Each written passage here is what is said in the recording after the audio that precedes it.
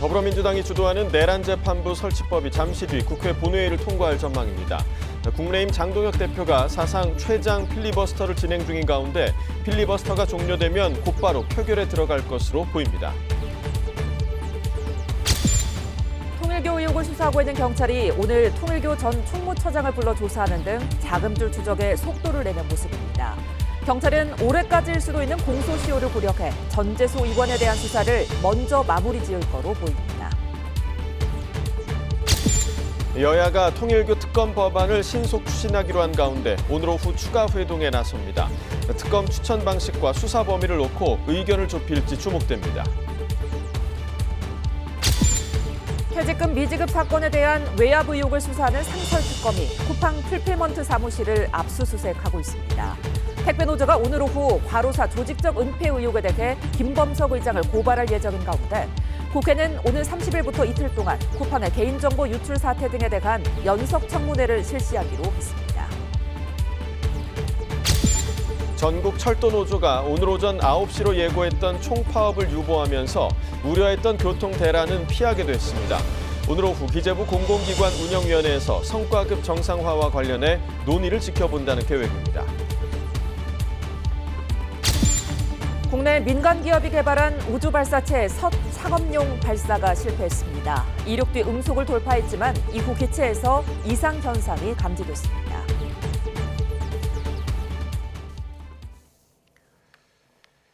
시청자 여러분 안녕하십니까? 화요일 뉴스나우 시작합니다.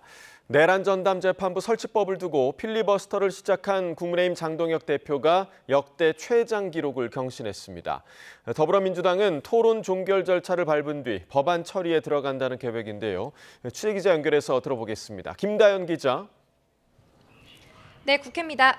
네, 내란 재판부법 필리버스터 지금 몇 시간째입니까? 네, 어제 오전 11시 38분쯤 시작됐으니까요. 곧 24시간이 됩니다. 반대 토론 첫 주자로 나선 장동혁 대표, 이미 역대 최장 기록을 경신했습니다. 제1야당 대표가 필리버스터에 참여한 건 헌정사상 처음인데다 같은 당 박수민 의원이 세운 17시간 12분 기록을 넘어섰습니다.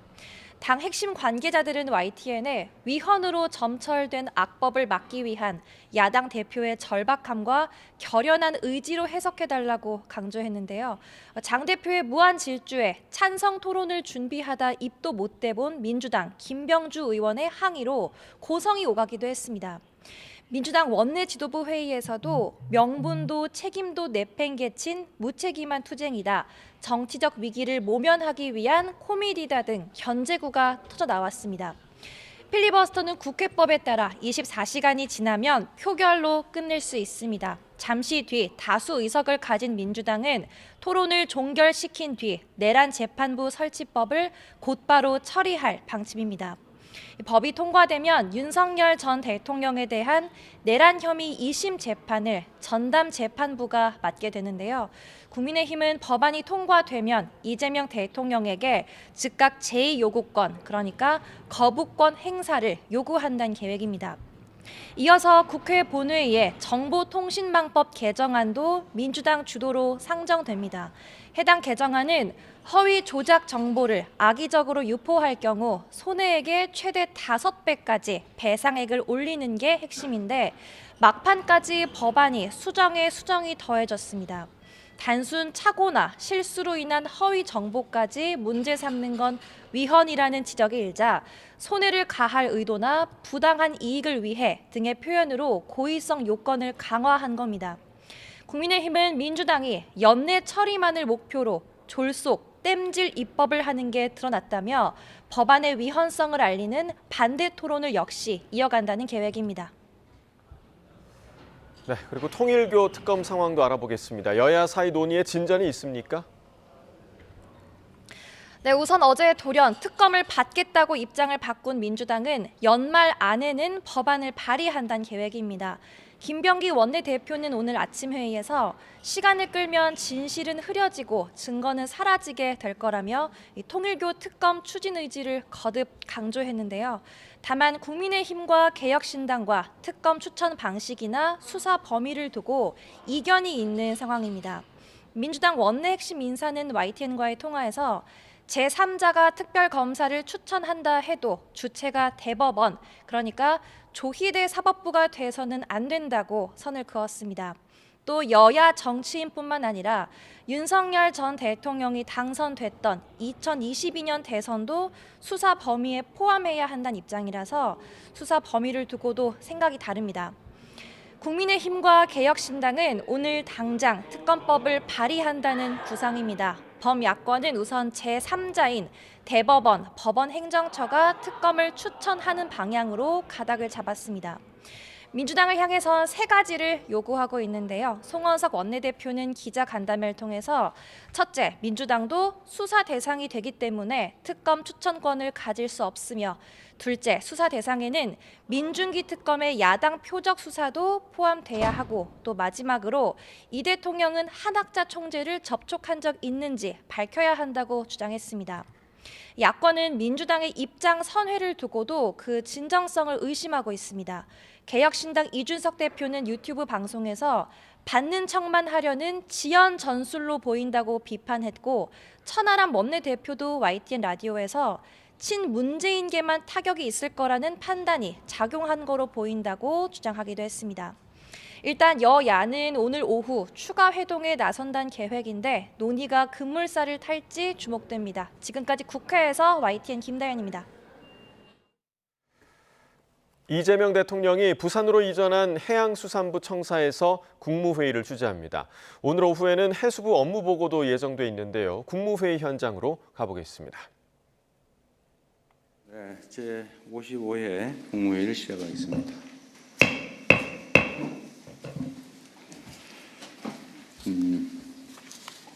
좀 낯서네요. 꼭 업무 보고 자리 같아요. 우리가 국무회의를 지방에서 한 일이 있나요? 우리 정부에 당연히 없는데 과거엔 좀 어땠나요? 부산에서 하는 건 노무현 정부 이후의 처음입니다. 그때 한 번 했어요. 좀 새롭습니다. 자, 오늘은 대한민국 해양 경제의 중심 도시 부산에서 국무회의를 진행하게 됐습니다. 오늘 오후에는 해수부 개청식도 예정되어 있습니다. 우리 정부 출범 후에 첫 국무회의에서 제가 해수부를 연내 부산 이전을 하자라고 말씀드렸는데 국민들께 그리고 부산 시민들께 그 약속을 지키게 됐습니다. 쉽지 않은 여건에도 이전을 차질 없이 수행해 준 해수부 직원 여러분 그리고 도움을 주신 부산 시민 여러분께 깊이 감사드립니다. 해수부 이전은 국토균형 발전 그리고 부산 도약의 중대한 계기가 될 것입니다. 우리 정부는 부산이 대한민국을 넘어 동북아시아의 대표적인 경제, 산업, 물류 중심 도시로 발돋움할 수 있게 재정, 행정 등 모든 지원을 아끼지 않겠습니다. 특히 그중에서도 항만시설 확충, 고부가가치 서비스 제공, 지역산업 성장 지원을 통해 부산과 동남권을 북극 항로 시대를 선도하는 주인공으로 만들겠습니다. 가덕 신공항의 본궤도 안착, 부산의 K문화 또 K관광 인프라 강화도 서두를 것입니다. 부산과 동남권 발전이 대한민국 균형 발전과 지속 가능한 성장의 열쇠라는 자세로 범정부 차원의 역량을 총 집중할 것입니다. 그리고 아쉽게도 지금 해수부 장관이 공석 중이신데 후임 해수부 장관도 가급적이면 부산 지역에서 인재를 구해보도록 노력하고 있다는 말씀드립니다. 오늘 해수부를 끝으로 정부 업무 보고가 사실상 마무리됩니다. 사상 최초라는데 생중계로 진행된 이번 업무 보고를 통해서 국정 운영의 투명성 그리고 책임성이 높아지고 국민 여러분의 주권 의식도 내실 있게 다져졌다고 생각됩니다. 특히 생중계 과정에서 일부 부처나 기관의 미흡한 보고를 우리 국민들께서 댓글을 통해서 실시간으로 또 지적하고 바로잡는 사례도 많았습니다. 저에게도 알지 못하던 새로운 지적사항이나 문제 제기를 요청하신 경우도 많습니다.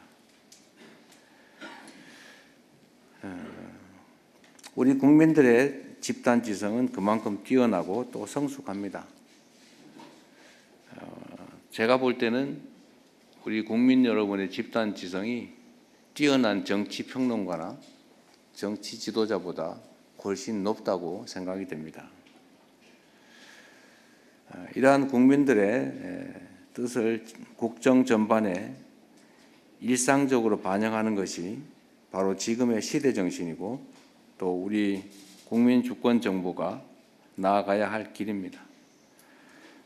각 부처는 앞으로도 정책의 수립, 정책의 집행 결과의 평가 이 전 과정을 투명하게 공개하고 끊임없이 국민들의 의견을 구하는 자세를 가져주시면 좋겠습니다.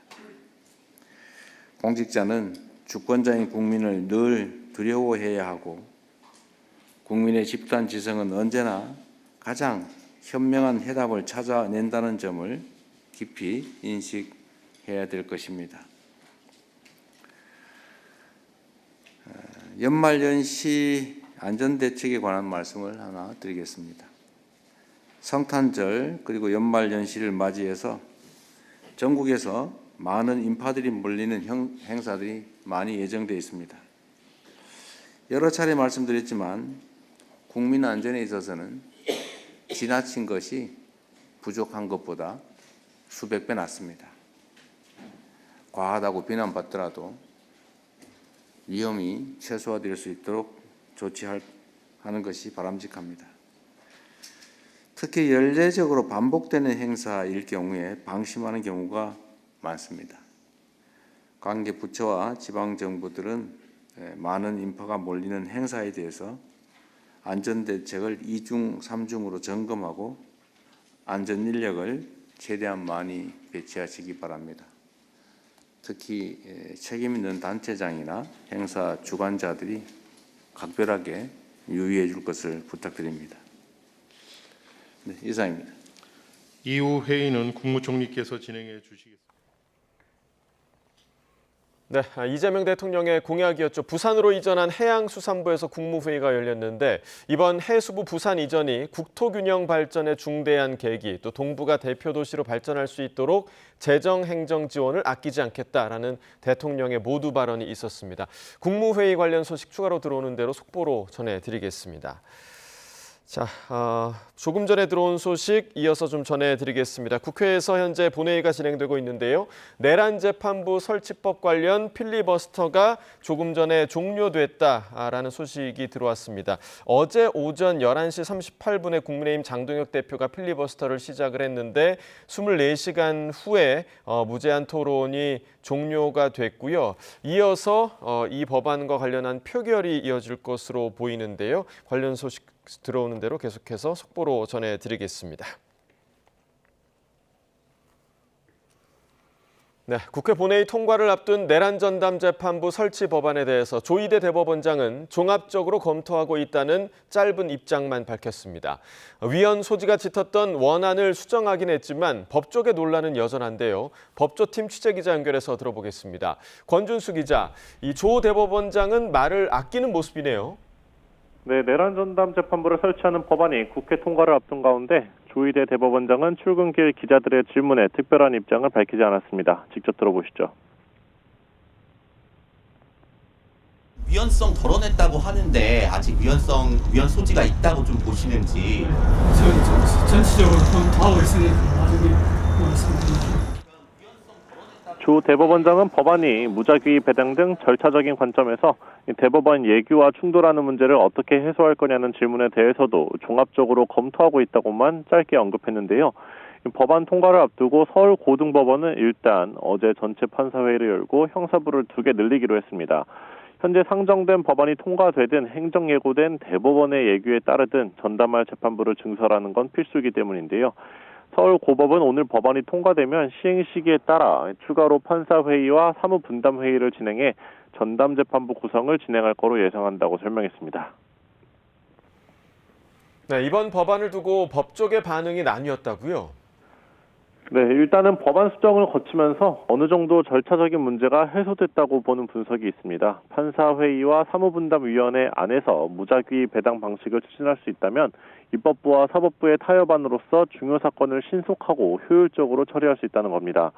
기존에도 주요 재판에 대해선 증인이 겹치는 등의 문제가 있을 경우 관련 사건을 여러 개 맡기도 했다는 점도 맥락이 같다는 주장인데요. 반면 입법부가 사법부의 독립성을 침해하는 건 변함없다며 우려하는 시선도 남아 있습니다.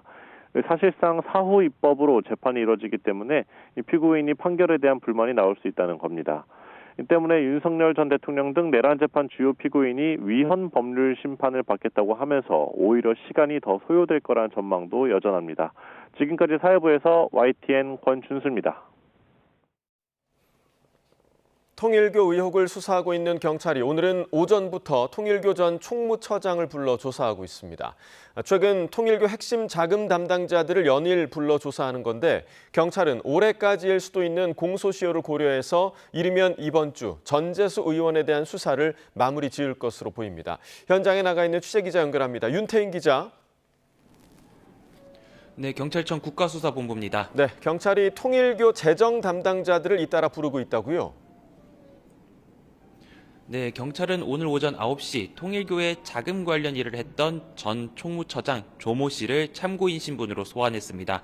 조 씨는 조사에 앞서서 정치인 관련 예산을 처리했는지를 묻는 취재진 질문에 기억이 없다고 짧게 답했는데요. 직접 들어보겠습니다. 정치인 관련 예산을 비용 처리한 적 있으십니까? 제 기억에는 없습니다. 조 씨가 인사와 행정, 예산을 담당했던 만큼 경찰은 조 씨를 상대로 통일교 자금이 어떻게 쓰였는지 집중적으로 조사할 방침입니다. 조 씨는 윤영호 전 통일교 세계본부장의 아내이자 전 재정국장이었던 이모 씨의 상사이기도 한데요. 경찰은 앞서 어제 이 씨를 불러 조사를 마쳤습니다. 전 재정국장 이 씨는 김건희 특검이 통일교로부터 1억 원을 수수한 의혹을 받는 권성동 국민의힘 의원을 기소할 때도 주요 증거인 현금 사진을 가지고 있는 등 통일교 로비 의혹의 주요 창구로 꼽힙니다. 네, 전재수 의원에 대한 조사는 어떻게 되고 있습니까?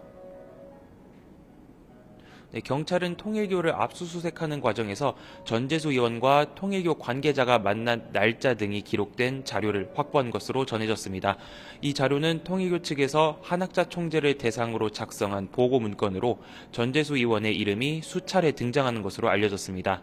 경찰은 해당 문건 속 기록과 통일교 천정궁의 실제 출입 기록을 비교하면서 전 의원의 동선 확보 등에 주력하는 모습입니다. 또 통일교 측이 전 의원에게 건넸다는 의혹이 있는 불가리 명품 시계 확보에도 총력을 기울이고 있습니다. 네, 경찰이 한학자 통일교 총재를 다시 접견 조사할 계획이라고요? 네, 경찰은 구속 상태로 구치소 수용된 한학자 통일교 총재를 내일 다시 접견해 조사할 예정입니다. 내일이 두 번째 접견 조사로 한 총재는 지난 17일에도 3시간가량 구치소에서 접견 조사를 받았습니다. 경찰은 또 내일 윤영호 전 통일교 세계본부장도 조사할 예정으로 윤 전 본부장도 지난 11일 구치소에서 1차 접견 조사를 받았습니다. 경찰은 첫 조사 때와 비슷하게 내일도 전재수 의원 관련 질문에 집중할 전망입니다. 이르면 이번 주 공소시효 문제가 있는 전재수 의원에 대한 수사 윤곽이 나올 수 있다는 전망이 나오는데 경찰은 전 의원에 대한 추가 조사도 검토하고 있습니다. 지금까지 경찰청 국가수사본부에서 YTN 윤태인입니다. 구속기간 만료까지 한 달이 채 안 남은 윤석열 전 대통령의 추가 구속신문이 오늘 열립니다. 통일교 청탁 의혹에 연루된 건진법사 전성배 씨는 오늘 구형을 앞두고 있는데요. 현장 취재기자 연결합니다. 신규혜 기자. 네, 서울중앙지법입니다. 예, 오늘 윤 전 대통령의 구속신문 열리죠. 네, 오늘 오후 2시 반에 일반이적 혐의를 심리하는 재판부가 신문을 진행할 예정입니다. 윤 전 대통령에 대한 구속신문은 지난 1월과 7월에 이어 세 번째입니다. 지금 구속돼 있는 건 내란 특검에서 청구한 구속영장 때문인데요. 기한이 다음 달 18일까지라 얼마 남지 않은 상황입니다. 특검팀에서는 박억수 특검보, 박향철 부장검사 등 6명이 신문에 참석하는데요. 윤 전 대통령이 지난 7월 증거인멸 우려로 재구속된 이후 달라진 점이 없다는 이유 등을 들어 구속 필요성을 강조할 거로 보입니다. 앞서 구속기간이 곧 끝나는 김용현 전 국방부 장관, 여인영 전 방첩사령관에 대해서도 같은 재판부가 구속신문을 진행했습니다. 특히 김 전 장관의 구속기간은 모레 종료되는 만큼 재판부가 빠른 시간 안에 결론을 낼 거로 보입니다. 네, 건진법사 전성배 씨는 오늘 재판이 마무리된다고요? 네, 법원은 오늘 오후 2시 특정범죄 가중처벌법상 알선수재 혐의로 구속 기소된 전성배 씨의 결심 공판을 진행합니다. 특검 측의 최종 의견 진술과 전 씨 측의 최후 변론, 그리고 전 씨의 최후 진술이 진행될 예정입니다. 재판부는 이 구형 절차에 앞서 김건희 씨에 대한 증인신문도 진행할 계획이었는데 김 씨가 어제 불출석 사유서를 냈습니다. 김 씨는 앞선 기일 증인신문에도 나오지 않아서 구인영장이 발부돼 있는 상태라 재판부가 불출석 사유서까지 함께 검토한 뒤에 처분을 정할 거로 보입니다. 전 씨는 통일교 측으로부터 교단 현안에 대한 청탁과 함께 샤넬 가방과 그라프 목걸이 등 금품을 받아 김건희 씨에게 전달한 혐의로 기소됐는데 금품을 전달한 사실 자체는 인정하고 있습니다. 네, 오늘 이상민 전 행정안전부 장관의 내란 혐의 재판도 열리죠. 네, 오늘 오후 2시부터 열리는 이 전 장관 재판에서는 조태열 전 외교부 장관, 강희구 전 대통령실 부속실장에 대한 증인신문이 각각 진행됩니다. 조 전 장관은 비상계엄 당일 계엄 선포를 위한 국무회의에 참석한 인물이고 강 전 실장은 대통령실로 들어오라며 이 전 장관에게 연락한 인물입니다. 그런 만큼 오늘 증인신문에서는 이 전 장관이 계엄 당일 대통령실로 향하기까지의 과정과 국무회의 당시 이 전 장관의 행동 등이 주요 쟁점이 될 거로 보입니다. 이 전 장관 재판도 막바지를 향해 가고 있는데요. 재판부는 다음 달 12일 변론을 종결하겠다는 입장이라 내년 2월 정도에 선고가 나올 거로 보입니다. 지금까지 서울중앙지법에서 YTN 신기입니다. 국내 민간 기업이 개발한 우주 발사체의 첫 상업용 발사가 실패했습니다. 이륙 뒤 1단 로켓은 점화됐지만 기체 이상이 감지돼 발사체는 지상으로 떨어졌는데요. 취재기자 연결해 자세한 내용 알아봅니다. 고한석 기자, 민간 기업의 우주 발사체 첫 도전이었는데 안타깝게도 실패했군요. 네, 국내 민간 우주기업 이노스페이스의 소형 발사체 한빛 나노는 오늘 오전 10시 13분 브라질 알칸타라 우주센터에서 이륙했습니다. 일단 로켓 점화까지는 순조로웠지만 이륙 30초가 지나면서 기체 이상 현상이 감지됐습니다. 현장을 중계하던 유튜브나 소셜미디어 등에는 기체가 지상으로 떨어져 폭발하는 장면이 포착되기도 했습니다. 이노스페이스는 비행 중 기체 이상이 감지됨에 따라 지상 안전구역 내 발사체를 낙하시켰다고 밝혔습니다. 또 안전이 확보된 구역 내 지면과 충돌해서 인명이나 추가적인 피해 징후는 없다고 설명했습니다. 한빛 나노의 임무는 브라질과 인도의 소형 위성 등 모두 8개의 탑재체를 차례로 300km 궤도에 안착시키는 겁니다. 모두 액체 연료였던 누리호와 달리 한빛 나노 1단은 25톤급 하이브리드 엔진, 2단에는 3톤급 액체 메탄 엔진이 들어갑니다. 다시 전해드리면 한빛 나노는 오늘 오전 10시 13분 브라질 알칸타라 우주센터에서 발사 뒤 1단 로켓 점화 직후 기체 이상 현상이 나타났고 30초 뒤 지상 안전구역으로 추락했습니다. 이노스페이스는 현재 발사 실패 원인을 분석 중입니다. 지금까지 과학기상부에서 YTN 고한석입니다. 원달러 환율이 장 초반 1,484원까지 오르는 등 사흘 연속 1,480원대를 보이고 있습니다. 서울 외환시장에서 원달러 환율은 1,480원으로 출발해 오전 9시 50분쯤 1,484원을 넘었습니다. 이는 지난 4월 9일의 연고점 1,487.6원이고 가장 높은 수준이어서 외환시장의 긴장감이 높아지고 있습니다. 코스피는 0.5% 오른 4,127로 출발해 0.5%대 상승세를 이어가고 있습니다. 트럼프 미국 대통령이 미 해군 신형 호위함 건조와 관련해 한화를 직접 거론하면서 한화오션은 10% 이상 오르는 등 급등세입니다. 퇴직금 미지급 사건에 대한 외압 의혹을 수사하는 상설특검이 쿠팡에 대한 강제 수사에 나섰습니다. 안권섭 상설특검팀은 오늘 오전 10시쯤부터 서울 송파구에 있는 쿠팡 풀필먼트 사무실에 검사와 수사관을 보내 압수수색을 벌이고 있습니다. 상설특검은 쿠팡이 퇴직금을 지급하지 않은 사건 수사에 외압이 있었다는 의혹을 들여다보고 있습니다. 앞서 외압이 있었다고 폭로한 문지석 부장검사는 지난 11일과 14일 특검에 출석해 조사를 받았습니다. 국세청이 쿠팡에 대해 특별 세무조사에 나서 미국 본사와의 거래 과정에서 탈세가 있었는지 집중적으로 들여다보고 있습니다.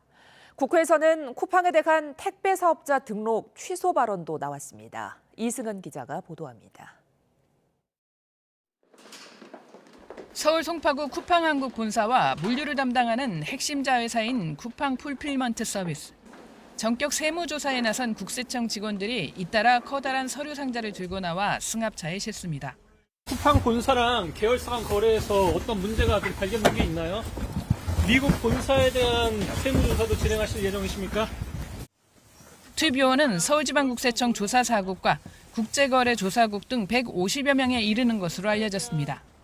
조사사국은 정기조사 외에 기업 비자금 조성과 탈세 의혹 등 비정기, 특별 세무조사를 담당하는 곳입니다. 특히 해외 거래를 담당하는 국제거래조사국까지 투입해 쿠팡 미국 본사 등과의 이익이전 구조를 정밀 조사하고 있습니다. 여당도 출석을 회피하고 있는 김범석 쿠팡 이사회 의장에 대한 압박을 높이고 있습니다. 개인정보 유출뿐만 아니라 노동과 공정거래 등 다양한 문제를 다루기 위해 과방위를 비롯해 정무위 등 5개 상임위가 함께 오늘 30일과 31일 이틀간 청문회를 열기로 했습니다. 책임져야 될 부분들이 명확해진다고 한다면 다양한 고발 조치와 그리고 국정조사를 통해 가지고 실제적으로 동행명령장을 통해 가지고 참석을 강제할 수 있는 수단들을 만들어내도록 하겠습니다. 특히 국토위의 경우 택배 사업자 등록을 취소를 할 수 있을지 여부를 들여다봅니다. 택배 사업자 등록은 매년 국토부에 등록 요건을 신고해야 하고 요건을 충족하지 못하면 보완 요구가 가능하고 그래도 충족을 못하면 취소가 가능합니다. 내년 1분기 내에 이에 대해 최종 입장을 정하겠지만 그 전에 이번 연석 청문회를 통해서 그와 관련된 생활 물류법에 따른 세부 내용들에 대해서 엄격히 볼 필요가 있다는 생각을 하고 있습니다. 전방위적 압박에도 모르쇠와 회피로 일관하고 있는 쿠팡. 태도 변화가 있을지 관심이 모입니다. YTN 이승은입니다. 네, 방금 들어온 소식입니다. 상설특검이 쿠팡의 비밀 사무실에 대한 압수수색 영장을 집행했다는 소식이 들어왔습니다. 자, 특검팀에서는 오전 10시 10분경 쿠팡 풀필먼트 사무실 외에 쿠팡의 강남 사무실, 일명 비밀 사무실에 대해서도 압수수색 영장의 집행 착수를 했다는 소식이 들어왔는데요. 특검은 강남 사무실에도 퇴직금 자료를 확보하기 위해 압수수색에 나섰다는 소식이 지금 들어왔습니다. 자세한 소식은 추가로 들어오면 저희가 다시 한번 전해드리겠습니다. 쿠팡의 김범석 의장이 고객정보 유출 사태에 이어 과거 과로사 은폐 시도 의혹으로도 검찰 수사를 받게 됐습니다. 택배노조 측은 오늘 고발을 예고했는데요. 이수빈 기자가 전해드립니다. 지난 2020년 10월 쿠팡 물류센터입니다. 가슴에 손을 얹은 채 걸어가는 이 남성, 27살 고 장덕준 씨입니다. 철제 수거함에 손을 짚고 허리를 숙이더니 한동안 고개를 들지 못했고 결국 장 씨는 같은 날 숨진 채 발견됐습니다. 그런데 당시 쿠팡 한국법인 대표였던 쿠팡 INC 김범석 의장이 CCTV 등에 담긴 과로 정황을 은폐할 것을 직접 지시한 정황이 뒤늦게 드러났습니다. YTN은 김 의장이 전직 최고 개인정보 보호 책임자와 나눈 메신저 대화 내역을 확보했습니다. 김 의장은 물 마시기, 대기하기, 사람들과 어울리기, 빈 카트 움직이기 등 목록을 나열하더니 그가 열심히 일했다는 흔적이 남지 않도록 하라며 그가 열심히 일하는 것은 말이 안 된다고 말합니다. 장 씨가 과로하지 않은 것처럼 보이게 하라는 의미로 해석됩니다. 실제 지난 2020년 10월 5일부터 사망 전 일주일 동안 장 씨의 행동을 분 단위로 기록하고 분석한 내부 자료도 확인됐습니다. 쿠팡은 심각한 비위를 저질러 해고된 전 직원의 주장일 뿐이란 입장만 반복하고 있습니다. 하지만 의혹을 제보한 쿠팡 전직 임원 A씨는 쿠팡 측 해명은 허위 사실이며 유족들에게 진실을 더 일찍 밝히지 못해 죄송하다고 밝혔습니다. 장덕준 씨 유족은 가능한 모든 법적 조치를 예고했습니다. 택배노조 측은 오늘 김 의장 등을 경찰청 국가수사본부에 고발하기로 했는데 쿠팡이 과로사 정황을 조직적으로 은폐하려 했는지는 결국 수사로 밝혀질 전망입니다. YTN 이수빈입니다.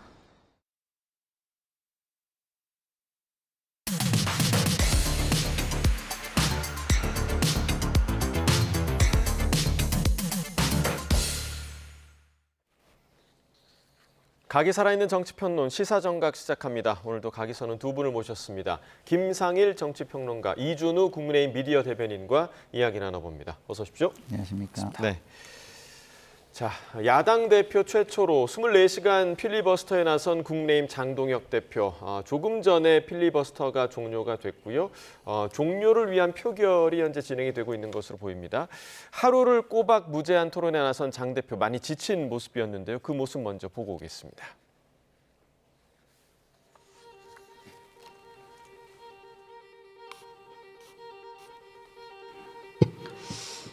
법원행정처가 9일부터 사흘 일정으로 국민을 위한 사법제도 개편 공청회를 실시하고 있다.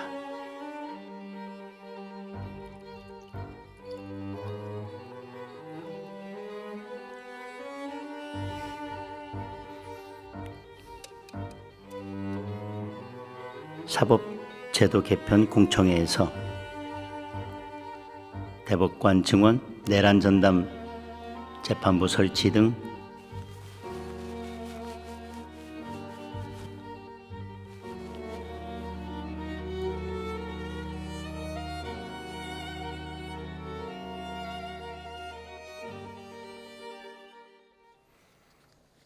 자, 장동혁 대표의 필리버스터 어제 저희가 이제 방송 시작할 즈음이었습니다. 그러니까 오전 11시 38분에 필리버스터가 시작이 됐으니까 24시간이 지난 조금 전에 이제 필리버스터가 끝났는데 아무래도 24시간 진행을 하다 보니까 저희가 이제 보여드린 대로 여러 가지 모습이 나타날 수밖에 없는 그런 장시간이었던 것 같고요. 상당히 좀 피곤해하는 모습도 저희가 볼 수 있었습니다. 24시간 필리버스터 어떻게 좀 보셨습니까? 일단은 이 주목도가 높은 사안이잖아요. 예. 근데 거기에 야당 대표가 직접 참여함으로써 주목도를 더 높였다는 측면이 하나가 있을 것이고요. 두 번째는 내부의 어떤 기강 차원에서 대표가 이렇게 헌신적인 모습을 보이니까 다른 사람들도 하나의 기준을 만들어 주는 효과가 있기 때문에 그런 측면에서 제가 볼 때는 대표로서는 잘 결정한 것 같다. 그런 생각이 들고 그렇지만 어쨌든 민주당이 상당 부분 이 부분에 대해서 양보를 하고 정치적인 타협을 해줬기 때문에 효과를 많이 반감시켰다 이렇게 해석을 합니다. 예, 자 24시간 필리버스터 사실 좀 외람된 질문이지만 24시간 필리버스터를 하게 되면 중간에 생리적인 현상은 어떻게 해결합니까? 그러니까 그런 부분에 대해서 문제를 해결하기 위해서 이전에 방법들이 나온 것이 이제 기저귀를 차고 실제로 나온다든가 그런 방식으로 해결했는데 그런 어떤 방식들이 좀 있지 않았을까라고 추측을 해봅니다. 지금 뒤에 앉아 있는 우원식 국회의장도 상당히 좀 힘들어 보이더라고요. 부회장도 계속 앉아 있어야 되는 거잖아요. 국회의장은 이제 아무래도 이제 사회자를 좀 이렇게 번갈아 부의장이 있으니까요. 사회권을 좀 넘겨서 임시적으로 이제 나갔다 올 수는 있겠죠. 그렇기 때문에 발언자와는 조금 다른 상황이긴 하지만 어쨌든 우원식 의장도 어떤 본인의 그 모습, 정치적인 입장 이런 것을 보여주기 위해서 장시간 앉아 있는 모습 아니었나 이런 생각이 듭니다. 사실상 지금 필리버스터 제도와 관련해서 무용론도 나오고 있는 게 이게 사실상 그냥 법안 처리를 하루 지연시키는 그런 효과밖에 없지 않느냐 이런 좀 회의적인 시각도 있는데 어떻게 좀 보세요? 하루 정도 지연시키는 지연시키기 때문에 무슨 의미가 있느냐라고 얘기한 것은 굉장히 그것을 이제 일방적으로 통과시키려는 이제 그쪽에서는 예. 하루밖에 지연되지 않는다라고 어떤 결과론적 얘기를 할 수 있는 건데 그 과정을 보는 국민들 입장에서 보면은요 그동안 알지 못했던 어떤 법안의 위험성이라든가 또는 불법성이라든가 또 가절 효과, 부작용 이런 것들에 대해서 또 자세히 알 수 있기 때문에 국민들 입장에서는 도움이 되죠. 민주당이 지금 거대 의석수를 가지고 있기 때문에 예. 일방적으로 통과시킨다면 사실 우리가 손쓸 수 있는 방법이 거의 없는 거는 예. 사실입니다. 그런데 그마저도 필리버스터라는 이 방법마저조차도 없다 그러면은 정말 이거는 뭐 의회 다수당의 폭거가 될 수밖에 없는 거고요. 그것을 막기 위한 최후의 수단으로서 전 세계적으로 이것은 다 인정해서 쓰고 있는 방법이다라고 말씀을 좀 드리고요. 네. 방금 말씀하신 것 중에 이제 화장실 같은 경우 어떻게 해결하냐 말씀하셨는데 예. 기적의 방법도 있는데 요즘에는요. 사회자한테 양해를 구하고 화장실에 다녀올 수가 있습니다. 잠깐 다녀올 수 있군요. 예, 다녀올 수가 예. 있습니다. 다녀올 수 있고요. 아까 말씀하신 것처럼 이제 사회자는 의장하고 부의장하고 교대로 하기 때문에 훨씬 좀 수월하다는 말씀을 좀 드리고 예. 하나 좀 아쉬운 부분이 이제 우리 야당에서 당 대표가 직접 이제 필리버스터 하는 것도 처음이고 24시간을 꼬박 채운 것도 처음입니다. 예. 헌정사 최초의 기록을 2개나 세웠었는데 민주당에서 너무 박하게 평가를 한 것 같아요. 뭐라고 얘기하느냐?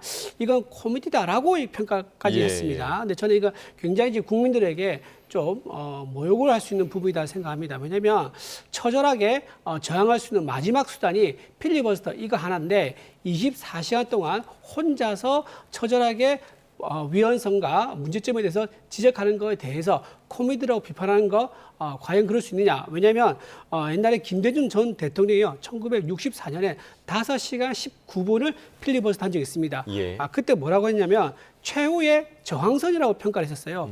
그러니까 민주당에서 필리버스터 하게 되면 최후의 저항선이라고 그러고 또 상대 정당 하게 되면 그거는 코미디라고 하는 거. 이거야말로 정말 의회주의 또는 협치 정신에 어긋나는 거 아니겠습니까? 예. 지금 더군다나 이 사안 같은 경우는 민변이라든가 또는 법조계, 참여연대, 학계 전부 다 위헌성과 문제점을 지적하고 있는 그런 사안입니다. 그런 상황인데 이렇게 야당의 대표의 노력을 폄훼하는 것은 민주의 어떤 정신에 어긋난다. 그렇게 말씀드립니다. 예. 뭐 다소 표현이 과할 수는 있지만 정치는 타협인 겁니다. 어느 한 일방이 100% 이기는 것은 제가 볼 때는 정치가 되기 어렵고 예. 보복적인 역풍을 또 가져오게 되는 부분이 있는데 이번에 민주당에서 처음에 내놓은 법안에 비해서 거의 모든 것을 양보하고 타협을 했어요. 그러면 상대 정당은 제가 볼 때는 그 정도 타협이면 100% 무릎을 꿇릴 생각이 아니면 타협을 하고 가는 게 저는 맞다라고 보거든요. 그런 측면에서 볼 때 비판은 있을 수 있고요. 그러나 표현은 좀 더 점잖게 하는 것이 옳겠다 이런 생각이 듭니다. 예, 어찌됐든 그 민주당이 지금 절대 다수이기 때문에 지금 국회에서는 필리버스터 종료 관련 개표가 지금 이루어지고 있는 그런 상황이고요. 이 이후에 바로 이 법안이 민주당의 주도로 처리가 될 것으로 예상이 되고 있습니다. 이 즉시에 아마 허위정보근절법이 상정될 것으로 보이는데 지금 민주당이 좀 수정을 하고 다시 상정을 하는 그런 과정을 거쳤거든요. 그러면 국민의힘 또다시 필리버스터 하게 되는 겁니까? 필리버스터 해야죠. 예, 이게 지금 내용은 이렇습니다. 허위정보근절법이라 해가지고 정부가 즉 국가에서 허위 정보를 판단하고 검열을 하겠다라는 거고요. 이것이 만약에 허위로 밝혀진다 그러면은 손해액의 5배에 이르는 손해배상 청구를 할 수 있도록 한다고 하는 내용입니다. 자, 그렇게 되면요. 어떤 정황이라든가 제보라든가 이런 거 왔을 때 언론에서 이것을 공개함으로 인해 가지고 의혹을 밝히고 실체를 밝히고 하는 그런 고유의 역할이 있는 건데 그 기능이 당연히 위축될 수밖에 없는 거고요. 또 5배의 손해배상 한다 그러면요. 스스로 언론사는 자기 검열을 할 수밖에 없게 되는 겁니다. 즉 언론사 입틀막을 목적으로 하는 게 아니냐라는 그런 비난이 일고 있는 거고요. 이것 때문에 많은 국제 언론 단체뿐만 아니라 국내에 있는 언론 민노총 출신의 민노총 계열의 언론 노조에서도 심각하게 반대 의견을 내고 있습니다. 이 때문에 대통령실에서조차도 반대를 하고 문제점을 지적해서 지금 브레이크가 걸려서 수정을 만들고 있지 않습니까? 이 수정안이 과연 어떻게 나올지 모르겠지만 수정이 나온다 하더라도 근원적인 헌법에서 보장하는 표현의 자유, 언론의 자유 이거는 해결되지 않을 것이다. 저는 그걸 봅니다. 예, 지금 그 국회에 연결해서 표결 장면 함께 좀 보도록 하겠습니다. 내란 전담 재판부 표결이 이루어졌다고 하는데요. 함께 보겠습니다. 국회법 제96조에 따라 수정안부터 먼저 표결하도록 하겠습니다. 12.3 윤석열 비상계엄 등에 관한 전담재판부 설치 및 제보자 보호 등에 관한 특별법안 대안에 대한 수정안에 대하여 투표해 주시기 바랍니다.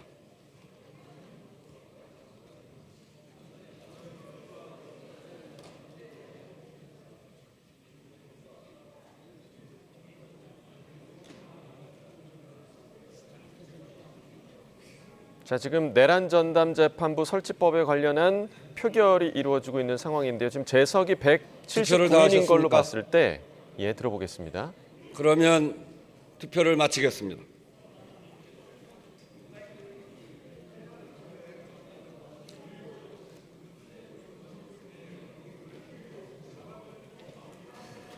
투표 결과를 말씀드리겠습니다. 재석 179인 중 찬성 175인, 반대 2인, 기권 2인으로서 12.3 윤석열 비상계엄 등에 대한 전담재판부 설치 및 제보자 보호 등에 관한 특별법안 대안에 대한 수정안은 가결되었음을 선포합니다. 네, 수정안이 가결되었으므로 원안은 표결하지 않겠습니다. 그러면 설치법이 12.3 국회를 통과를 했습니다. 자, 방금 보신 것처럼 지금 재석이 179인 중에서 찬성 175인이 나왔습니다. 그러니까 재석이 179인이었다는 것은 지금 국내임 의원들이 표결에 참여하지 않았다는 지금 그런 상황으로 보이고요. 예상된 것처럼 지금 민주당 주도로 절대다수 찬성으로 지금 이 법안이 통과가 됐습니다. 지금 그 민주당이 이번에 내란 전담 재판부 설치법 계속 수정을 했잖아요. 네. 최종안에 대해서는 지금 평론가님 어떻게 좀 평가하십니까? 사실 이 법안의 시작을 볼 필요가 있어요. 이 시작은 뭐냐? 사법부에 대한 무책임함을 국민들이 느꼈다는 것에서 시작되는 겁니다. 그 사회적 갈등과 사회적 비용이 엄청나게 증가하는 상황 속에서도 그런 것들을 빨리 해소함으로써 국가의 통합과 발전에 기여를 하는 투명성과 소통, 집중심리 이런 것들을 고민했어야 되는데 그런 고민이 별로 보이지 않았기 때문에 국민의 비판 속에 시작이 됐다는 거를 사법부는 알아야 된다라고 저는 생각하고요. 그런 속에서도 민주당의 행보는 너무 속도전을 냈고 그런 부분이 또 국민들에게 비판을 받은 것입니다. 근데 그런 비판 부분에 대해서 대부분 양보할 수 있고 후퇴할 수 있는 한 최대한 후퇴를 했다라고 본다면 정치적으로 모든 비판을 수용했다고 볼 수 있고요. 그다음에 사법부의 흐름과 어느 정도 보조를 맞췄다라는 점에서 제가 볼 때는 일정 부분 이것은 사법부나 야당에서도 받아들일 수 있는 부분이 있어야 한다라고 저는 생각을 합니다. 왜? 다시 말씀드리지만 이런 어떤 요구를 촉발시킨 책임이 야당과 사법부에 있는 것이거든요. 그렇다고 한다면 사실적으로 이 법이 있다고 해가지고 실질적으로 법원에 영향을 미치는 건 딱 하나뿐이 없습니다. 내란과 관련해서는 전담부를 설치해야 된다는 요 딱 하나입니다. 왜냐하면 법원 예규에도 일반화시키긴 했지만 굉장히 중요한 사안에서는 전담부를 만들 수가 있는 것이거든요. 근데 그것을 내란이라는 범죄에 대해서 특정했다는 부분 요 하나인 건데 그 부분이 과연 위헌까지 갈 만한 사안이냐 저는 그렇게 보진 않거든요. 간다 해도 뭐 한정위헌 정도 뭐 해석상에 어디까지 엄격성을 둘 것이냐라는 거에서 그칠 것으로 보기 때문에 이 정도에서는 뭐 민주당이 처음 시작한 이유를 감안한다면 정치적 타협을 생각해야 되는 것이 옳다라고 저는 생각합니다.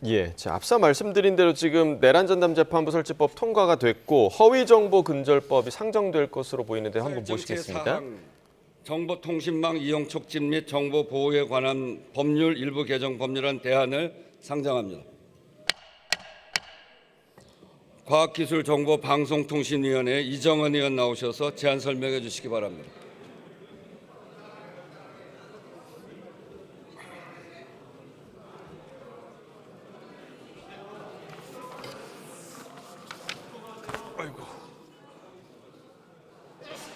네, 정보통신망법 개정안 허위정보근절법으로 불리기도 하는데요. 민주당 이정원 의원이 나와서 제안 설명을 사랑하는 하겠습니다. 국민 여러분과 존경하는 우원식 국회의장님, 그리고 선배 동료 의원 여러분, 과학기술정보방송통신위원회 소속 서울 광진구갑 이정원 의원입니다. 우리 위원회에서 심사한 한 건의 네, 법률안에 대하여 허위정보근절법이 조금 전 국회에 상정이 됐고요. 이 법안에 대해서도 지금 조금 전에 저희가 이제 들은 것처럼 24시간 필리버스터가 시작될 것으로 지금 예상이 되고 있습니다. 내일 아마 이 법안이 처리될 것 같은데 국민의힘에서는 지금 입틀막법이라고 비판을 하고 있거든요. 네. 이 비판에 대해서는 좀 어떻게 보십니까? 표현이 과한 부분은 있지만 표현의 자유라는 국민의 기본권을 제한하려면 저는 법률주의로 가야 된다고 보거든요. 예. 포괄적 위임이 제가 볼 때는 거의 불가능한 사안이라고 저는 봅니다. 만약에 국가정보의 허위 여부 이런 것들을 공익성 측면에서 이게 기본권을 제한할 정도이다라고 하려면 예. 그 유형을요. 법률에 박아가지고 해야 된다고 저는 봅니다. 이게 형법이나 세법에 준해서 가야 된다고 보는데 이렇게 일반적으로 무슨 일이 있을 줄 모르고 국가에게 권한을 부여하는 것은 제가 볼 때는 좀 위험한 법이거든요. 그렇기 때문에 저는 이것은 전에 논의한 내란 재판부법보다 오히려 좀 위험하고 비판의 소지가 있는 법이라고 생각하고요. 내란 재판부법처럼 전단 재판부법처럼 어떤 토론과 충분한 논의의 과정을 거쳐서 좀 걸러낼 것들을 충분히 걸러내고 꼭 필요한 지점이 무엇인지를 한정해가지고 그거를 법률주의에 입각해가지고 아주 구체적으로 담았다면 저도 뭐 거기에는 뭐 동의를 할 수 있을지 모르겠으나 국민의 기본권을 포괄적으로 어떤 기관이 제한하거나 재단할 수 있다라는 것에는 저는 동의하기는 좀 힘들다 이런 말씀을 드립니다. 네, 허위정보근절법과 관련해서는 지금 우려의 목소리를 내주셨고 저희가 이제 조금 전에 내란 전담 재판부 관련 법에 대해서 이야기를 나누고 있었는데 최근에 조국 혁신당의 행보가 좀 눈에 띕니다. 그러니까 지금 대법원이 얘기한 그 예규 신설과 관련해서 오히려 찬성 입장을 냈더라고요. 지금 조국 혁신당이 왜 이런 행보를 보일까요? 어떻게 좀 분석하고 계십니까? 조국 혁신당은 지금 존재감 자체가 좀 위기인 상황입니다. 의석수가 12석이나 됐지만 당 지지율이 2에서 3%밖에 되지 않습니다. 조국 혁신당에서 유일하게 국민 인지도가 있는 사람이 조국 당대표 혼자밖에 없는 거죠. 예. 그래서 지금 들리는 얘기가 민주당이 이중대가 아니냐라는 그런 비판이 있기 때문에 스스로 자립하기 위해서는 존재감을 드러낼 필요가 있는 거고 그렇다면 민주당과 결이 다른 그런 스탠스를 취할 수밖에 없을 겁니다. 그래서 지금 이렇게 내란 재판부 관련돼서는 민주당과 다른 목소리를 내몰아내서 존재감을 드러내는 거 그거 하나가 있는 거고요. 또 하나 두 번째 목적이 또 있을 겁니다. 조국 혁신당에서 가장 필요한 것은 바로 교섭단체 기준 완화입니다. 현재 20명이 넘어야지 교섭단체가 될 수 있는데요. 교섭단체가 되고 안 되거나 하늘과 땅 차이죠. 의사일정도 참여할 수 있고 또 의안 안건도 이제 정할 때 참여해가지고 자기들이 정당에서 미는 안건도 밀거나 추진할 수 있는 그런 막강한 힘을 가지게 되고 상임위에서도 위원장이 있고 또 간사 자료도 있는 그런 큰 특혜가 있습니다. 그런데 지금 현 12명이기 때문에 이 교섭단체 기준을 10명을 줄여달라라고 요구했지만 민주당이 지금 들어줄 리가 없지 않습니까? 그러다 보니까 계속 민주당과 반대의 목소리를 내몰아내가지고 너네가 우리가 원하는 걸 들어주지 않으면 우리는 계속 반대하겠다라는 그런 시도를 보내는 게 아니겠는가. 그런 차원에서 민주당과 달리 대법원 예규에 대해서 찬성하는 입장을 낸 게 아니겠는가 싶습니다. 예.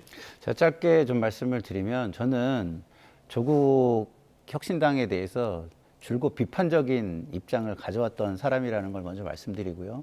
이번 건에 대한 입장은요. 조국 혁신당의 어떤 숨은 의도를 떠나서 보다 국민에게 국민 생각에 부합한 입장을 냈다는 점에서 저는 칭찬을 해드려야 된다고 보고요.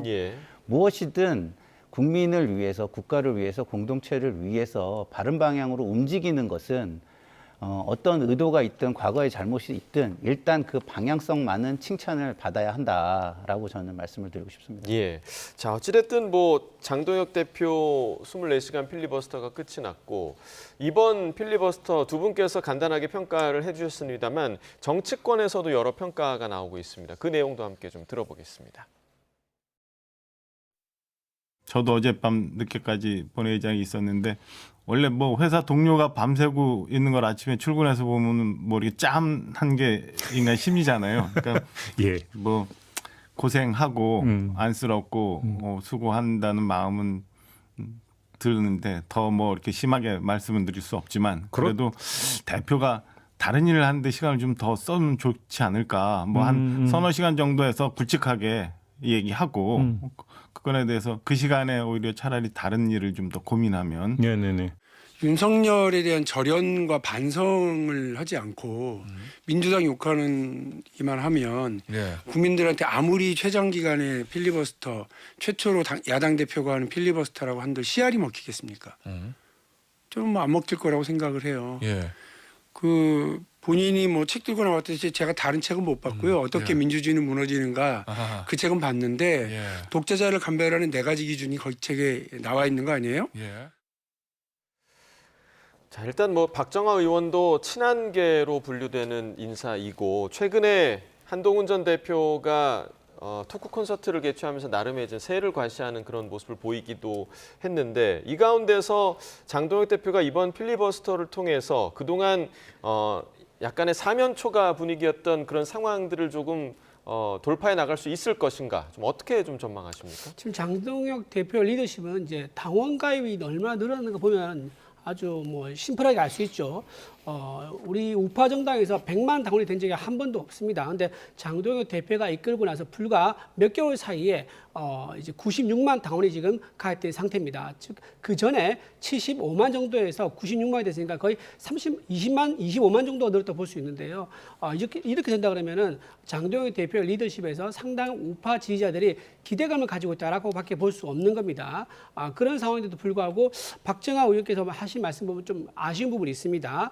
지금 민주당이 법치주의를 훼손하고 헌정질서를 부정하는 그런 위헌적 입법을 하고 있는데 이보다 더 중요한 일이 어디 있습니까? 그럼에도 불구하고 한 서너 시간 짧게 하고 더 중요한 일에 좀 더 다른 일에 고민했으면 좋겠다라고 말하는데 이 다른 일이 무엇인지 좀 의문입니다.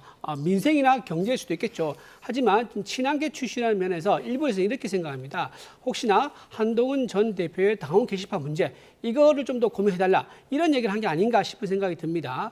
저는 우리 당에 운명이 걸렸고 나라에 운명이 걸린 이런 중대한 사안을 생각하는 상황에서 한동훈 전 대표의 거취를 생각해달라는 그런 취지의 발언을 하신 거라면 저는 굉장히 애석하다 그런 말씀을 드릴 수밖에 없습니다. 네, 실제로 지금 뭐 한동훈 전 대표가 토크 콘서트에서 당 지도부가 민주당이 아니라 나랑 싸우려고 하고 있다는 얘기를 직접적으로 상당히 좀 오랜만에 그런 얘기를 한 것 같습니다. 이런 지금 국민의힘의 일련의 좀 분위기를 어떻게 좀 보고 계십니까? 저는 한동훈 대표에 대해서 하나 제가 인정하는 게 있어요. 항상 목적을 분명히 한다는 거예요. 그게 뭐냐면 뭉치자 했을 때 무엇을 위해서 뭉치자는 것이냐 이런 거거든요. 그럼 필리버스터를 할 때 무엇을 위해서 필리버스터를 하느냐라는 건데 제가 말씀드렸듯이 내란 전담 재판부법은요 타협이 가능한 정도로 후퇴했습니다. 근데 그거를 정치적으로 과도하게 자기의 입지를 강하기 위해서 계속 밀고 간다는 건 저는 바람직하지 않다라는 측면에서 박용진 의원의 표현이 약간 거칠긴 하지만 입장에는 동의를 하고요. 그렇지만 내부적으로는 본인이 솔선한다라는 자세는 칭찬을 해드리고 싶어요. 그리고 앞으로도 그랬으면 좋겠다. 요건만 그럴 것이 아니라 그런 말씀을 드리고 모든 정치인들이 자기 희생적인 모습을 보이는 건 굉장히 좋은 것이다. 라는 말씀을 드리는데 거기에 전제는 무엇이냐? 무엇을 위해서 내 이익을 위해서냐? 전체나 국민 국가를 위해서냐? 이것을 생각해야 된다. 이거는 꼭 다시 한번 생각했으면 좋겠다 말씀을 드립니다. 목적이 중요하다라는 말씀을 해주셨고요. 주제를 좀 바꿔보겠습니다. 민주당이 통일교 특검을 전격 수용하겠다 이런 입장을 밝히면서 이 통일교 특검 논의가 급물살을 탄 모양새인데요. 이번 민주당의 수용 의사에 야권은 다른 의도가 있는 건 아닌지 의심의 눈초리를 보내고 있는데 오늘 아침 천하람 개혁신당 원내대표 인터뷰 내용을 들어보겠습니다. 어쨌든 경찰 수사가 되고 있는데 수사 당국에서 일정 부분 이제 정보가 나갔을 가능성도 있습니다. 그래서 더불어민주당이 좀 자신감을 가지고 우리 털어봐야 그렇게까지 많이 나올 것 같지 않다라는 의사결정했을 수도 있는데 저는 이거는 제 추측입니다만 이재명 대통령과 통일교가 뭐가 관련이 있더라도 이재명 대통령이 본인의 권력이 살아있고 통일교가 함부로 이재명 대통령에 관해서 이 말을 입을 열 수 없을 때 차라리 특검을 해치워버리자라는 의도도 깔려있는 건 아니냐. 만약에 윤석열 전 대통령도 이런 머리를 써서 김건희 특검 이런 거를 본인 임기가 많이 남아있을 때 받았다면 아무리 특검이라도 그렇게까지 뭐 아주 엄정한 수사를 할 수 있었겠냐. 자, 천하람 원내대표가 자신의 이제 추측을 얘기를 한 대목이었고요. 그리고 일각에서는 사실 국민의힘은 민주당이 당연히 받지 않을 거라고 예상을 했는데 특검을 수용을 해서 오히려 당황했을 것이다 이런 시각도 있는데 이 시각에 대해서는 좀 어떻게 보십니까? 그렇지 않죠. 저희는 이제 정말로 통일교 특검을 추진하면서 안 받을 거 알고 추진하는 그런 정당, 무책임한 정당이 어디 있겠습니까? 제2야당으로서 우파 국민들이 우려하고 있는 부분을 우리가 대신해서 해결하는 것이 우리 국민의힘의 의무이죠. 실제로 이것을 우리는 관철시키기 위해서 개혁신당과 협의도 했습니다. 그래서 하나의 안을 만들기로 한 상태입니다. 그런데 왜 민주당이 갑자기 안 한다고 했다가 한다고 했다가 바꿨을까요? 정청래 당대표는요. 일고의 가치도 없다면서 강하게 통일교 특검을 반대했었습니다. 그 이유는 저는 지난번에 나온 여론조사 결과라고 생각합니다. 갤럽에 따르면요. 전체 여론조사의 응답자의 62%가 통일교 특검을 찬성한다고 했습니다. 그리고 민주당 지지자 중에서 찬성한다는 사람의 비율이 국민의힘 지지자 중에서 찬성한다는 비율보다 더 높게 나왔습니다. 67%가 민주당 지지자 중에서 찬성한다고 그랬고요. 국민의힘에서는 60% 정도가 찬성한다고 했습니다. 더 중요한 것은 민주당의 주요 핵심 지지 기반을 할 수 있는 40대입니다. 40대가 무려 72%나 통일교 특검을 찬성한다고 했습니다. 근데 이런 상황에서 민주당이 통일교 특검을 반대하고 받지 않는다 그러면 민주당의 지지율 하락으로 이어질 수 있는 거고요. 이건 더 나아가서 이재명 정권의 지지율 하락으로 이어질 수 있는 거죠. 제가 보기에는 이런 하락이 오기 전에 좀 더 조기에 대응하는 그런 전략으로서 울며 겨자 먹기식으로 통일교 특검을 받은 게 아니겠는가 생각이 듭니다. 네, 지금 뭐 여론 얘기를 해주셨고 여론의 영향도 분명히 있었을 테고요. 그리고 지금 천하람 원내대표 얘기한 거죠. 경찰에서 수사 정보가 일부 흘러나와서 민주당이 이거 해볼 만하다라고 판단을 했을 수도 있다라고 지금 추측을 했고 아니면 이재명 대통령 정권 하에서는 통일교가 입을 못 열 것이다. 그러니까 지금 해야 하는 게 맞다라고 판단을 했다는 부분. 이 부분 어떻게 좀 보십니까? 어쨌든 뭐 그거는 추측의 영역이니까 그거에 동의할 수도 있고 동의 안 할 수도 있지만 저는 뭐 그렇게까지 공개적으로 얘기하는 건 책임 있는 자리에서 너무 근거가 없는 얘기에 음모론을 얘기하는 거라서 천하람 의원은 정치인이고 현역 국회의원이고 더군다나 원내대표잖아요. 그 위상에 맞지 않는 이야기를 했다는 점에서 좀 부적절하다라는 말씀을 드립니다. 저는 여론조사가 굉장히 큰 역할을 했다고 봐요. 기본적으로 이게요. 우리 정치가 종교적 근본주의에 휘둘리는 모습을 국민들이 되게 싫어합니다.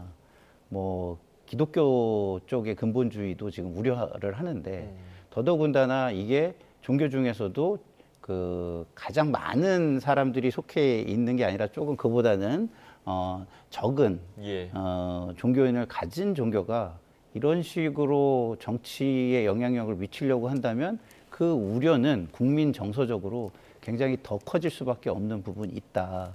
근데 그것을 정치권에서 수용하지 않는다면 그 비판은 감당하기가 어려울 수 있다라는 판단이 깔려 있는 것 같고요. 그래서 그랬든 어째서 그랬든 아니면 천하람 원내대표의 추측 때문에 그랬든 수용한 것은 칭찬을 해줘야 됩니다. 제가 계속 말씀을 드리지만 잘하는 방향으로 가는 건 일단은 칭찬을 하고 그 전제하에 이야기를 해야 된다. 그리고 바람을 이야기해야 된다. 이렇게 말씀을 드리고 싶은데 이제는 뭡니까? 그 특검이 정의를 위한 특검이냐 아니면 자신들의 정치를 위한 특검이냐가 구체적인 논의에서 이제 나오는 겁니다. 그래서 각 정당들은 이것은 정의를 위한 특검이다라는 걸 국민들에게 보여주는 경쟁을 해줬으면 좋겠다. 자기 정치가 아니라 그런 바람을 좀 말씀을 드리고 싶습니다. 말씀해 주신 대로 정의를 위한 특검, 그러니까 오늘 오후에 여야가 만날 거라고 지금 얘기가 나오고 있는데 이 여러 이제 특검으로 가기 위한 과정을 위한 그런 디테일들이 조율이 돼야 될 거 아닙니까? 잘 조율되겠습니까? 저는 이제 특검이 이제 여야 각자 내 가지고 이제 논의해보자라고 했지 않습니까? 제가 보기에 민주당에서는 민주당에 유리한 특검을 아마 추진하려고 할 겁니다. 하지만 아까 방금 말씀하신 것 중에 하나가 민주당에서 아마 해볼만하다라고 판단해서 특검 받는 게 아니겠는가라고 얘기했다 그러는데요. 특검은요 어떻게 튈지 아무도 모릅니다. 지난번에 드루킹 특검이 대표적인 사례인데요. 드루킹 특검이 시작되기 전에 김어준 씨가 우파 쪽에서 댓글 부대가 운영되고 있다라는 얘기를 자꾸 합니다. 그래서 이거 해볼만하다. 우파 쪽에 있는 댓글 부대를 실체를 밝히자라고 해서 드루킹 특검을 만들었는데 그 결과가 뭡니까? 김경수 전 경남도지사가 드루킹 특검으로 징역 3년 넘는 아주 중징계를 처벌을 받았습니다. 이런 상황이 될 수 있는 것처럼 만약에 이번에 통일교 특검도 공정한 특검이 온다 그러면 이게 어디에 튈지 아무도 모릅니다. 특히나 윤영호 본부장이 이재명 후보 측에서 직접 연락이 왔었다라고 얘기까지 했기 때문에 이재명 대통령까지 타고 올라갈 수 있는 그런 특검이 될 수 있는 겁니다. 그런데 민주당에서 너무 자만하고 있는 게 아닌지 좀 걱정스러운 부분이 있습니다. 야권에서는 이번 그 통일교 특검을 제2 종합특검으로 가기 위한 하나의 좀 수단이 아닌가 이런 시각으로 보는 것도 있던데 통일교 특검과 종합특검이 같이 갈 수도 있습니까? 뭐 일단은 명분은 조금 더 생기죠. 왜냐하면 내로남불 비판은 조금 줄일 수 있는 부분이 있잖아요. 근데 그거는 이제 그 두 개를 같이 놓고 볼 때의 이야기고 제2 종합특검 하나만 놓고 보면은요. 우리가 집권당이잖아요. 집권당인데 국가의 시스템을 통해서 정의를 바로 세울 수 없다라고 얘기한다면 국민들은 어떻게 살죠? 그렇기 때문에 저는 이것이 뭐 대통령을 향한 특검 뭐 내지는 우리 현재의 최고 권력을 향하는데 권력에 영향을 받을까 봐 우려하는 정의를 위한 특검 이런 거라면 모르겠지만 지금 1차 특검에서 나올 건 거의 다 나왔을 거예요. 그럼 2차 특검을 한다 그럴 때 그만한 반향을 일으킬 만한 것이 안 나온다면 지방선거에 도움이 되겠습니까? 그래서 저는 그런 부분도 생각해야 된다고 보고요. 단 지금 남아있는 건 국민들이 조금 더 캐봤으면 좋겠다라고 하는 건 김건희 피고인과 관련된 여죄들의 부분이에요. 근데 그 여죄들의 부분을 특검으로 하는 게 맞는지 아니면 집권당인데 국가의 시스템을 이용해서 일단은 하는 것이 맞는 것인지는 제가 볼 때는 집권 여당답게 다시 한번 돌아볼 필요가 있겠다라는 말씀을 드립니다. 그래서 이제 국민의힘에서 우려하는 부분이 내년 지방선거 전까지 계속해서 특검 정국으로 가는 이 분위기를 우려하고 있는 거잖아요. 그렇죠. 그래서 지금 지방선거용으로 제2특검을 종합특검한 게 아닌가라는 다들 우려를 하고 있는 겁니다. 실제로 3특검이 성과가 있었다 그러면요. 이렇게 할 이유가 없죠. 성과는 굉장히 부실했습니다. 최혜배 특검 같은 경우는 최혜배 특검의 생긴 목적은 뭐냐면 구명 로비를 누가 했느냐 이거 관련된 건데 이거 관련해서 단 한 명도 기소를 못했습니다. 그리고 구속영장을 10명을 쳤는데 무려 9명이나 기각되고 단 한 명밖에 구속을 못했었습니다. 민준기 특검도 마찬가지죠. 통일교 관련된 편파 수사 지금 의혹이 있고 있습니다. 똑같은 자금 출처가 통일교인데 권성도 의원 같은 경우는 지금 구속 기소를 했고요. 전재수 의원 같은 경우는 4개월 동안이나 깔고 앉아있다가 뒤늦게 수사에 들어갔습니다. 또 관련해서 9월에는요. 통일교 측에 있는 정관 변호인을 따로 만나서 또 논란이 된 적이 있습니다.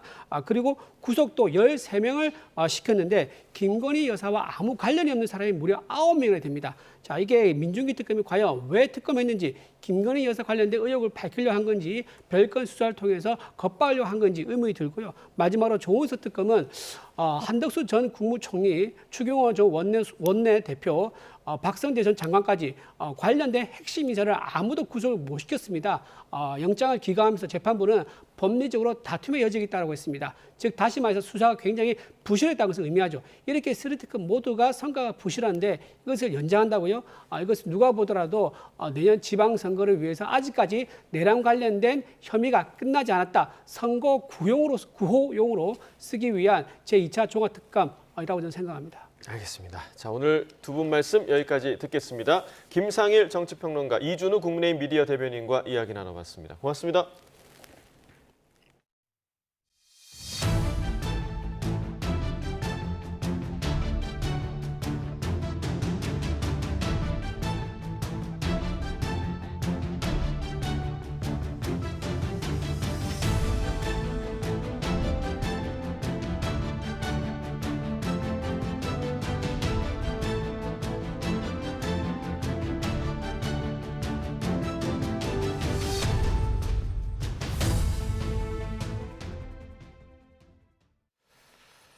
네, 성탄절을 앞두고 궂은 날씨가 예고됐습니다. 오늘부터 성탄절 이브까지는 겨울비가, 또 성탄절에는 반짝 한파가 찾아올 전망인데요. 야외 활동이 많은 기간에 날씨 변화가 클 것으로 보여 주의가 필요합니다. 취재기자 연결해서 자세한 내용 알아보겠습니다. 정혜윤 기자, 이 나들이 계획 세우시는 분들 상당히 많을 것 같은데 오늘부터 성탄절 이브인 내일까지 겨울비 소식이 있네요. 네, 그렇습니다. 오늘과 성탄절 이브인 내일은 내륙을 중심으로 기온이 높아서 눈이 아닌 겨울비가 내릴 것으로 보입니다. 현재 북서쪽에서 비구름이 유입되면서 경기 북부와 인천부터 날씨가 흐려지고 있는데요. 비는 오늘 오후에 수도권부터 내리기 시작해서 성탄절 이브인 내일 새벽까지 이어질 것으로 보이고요. 비의 양은 5에서 20mm 정도로 많지는 않겠습니다.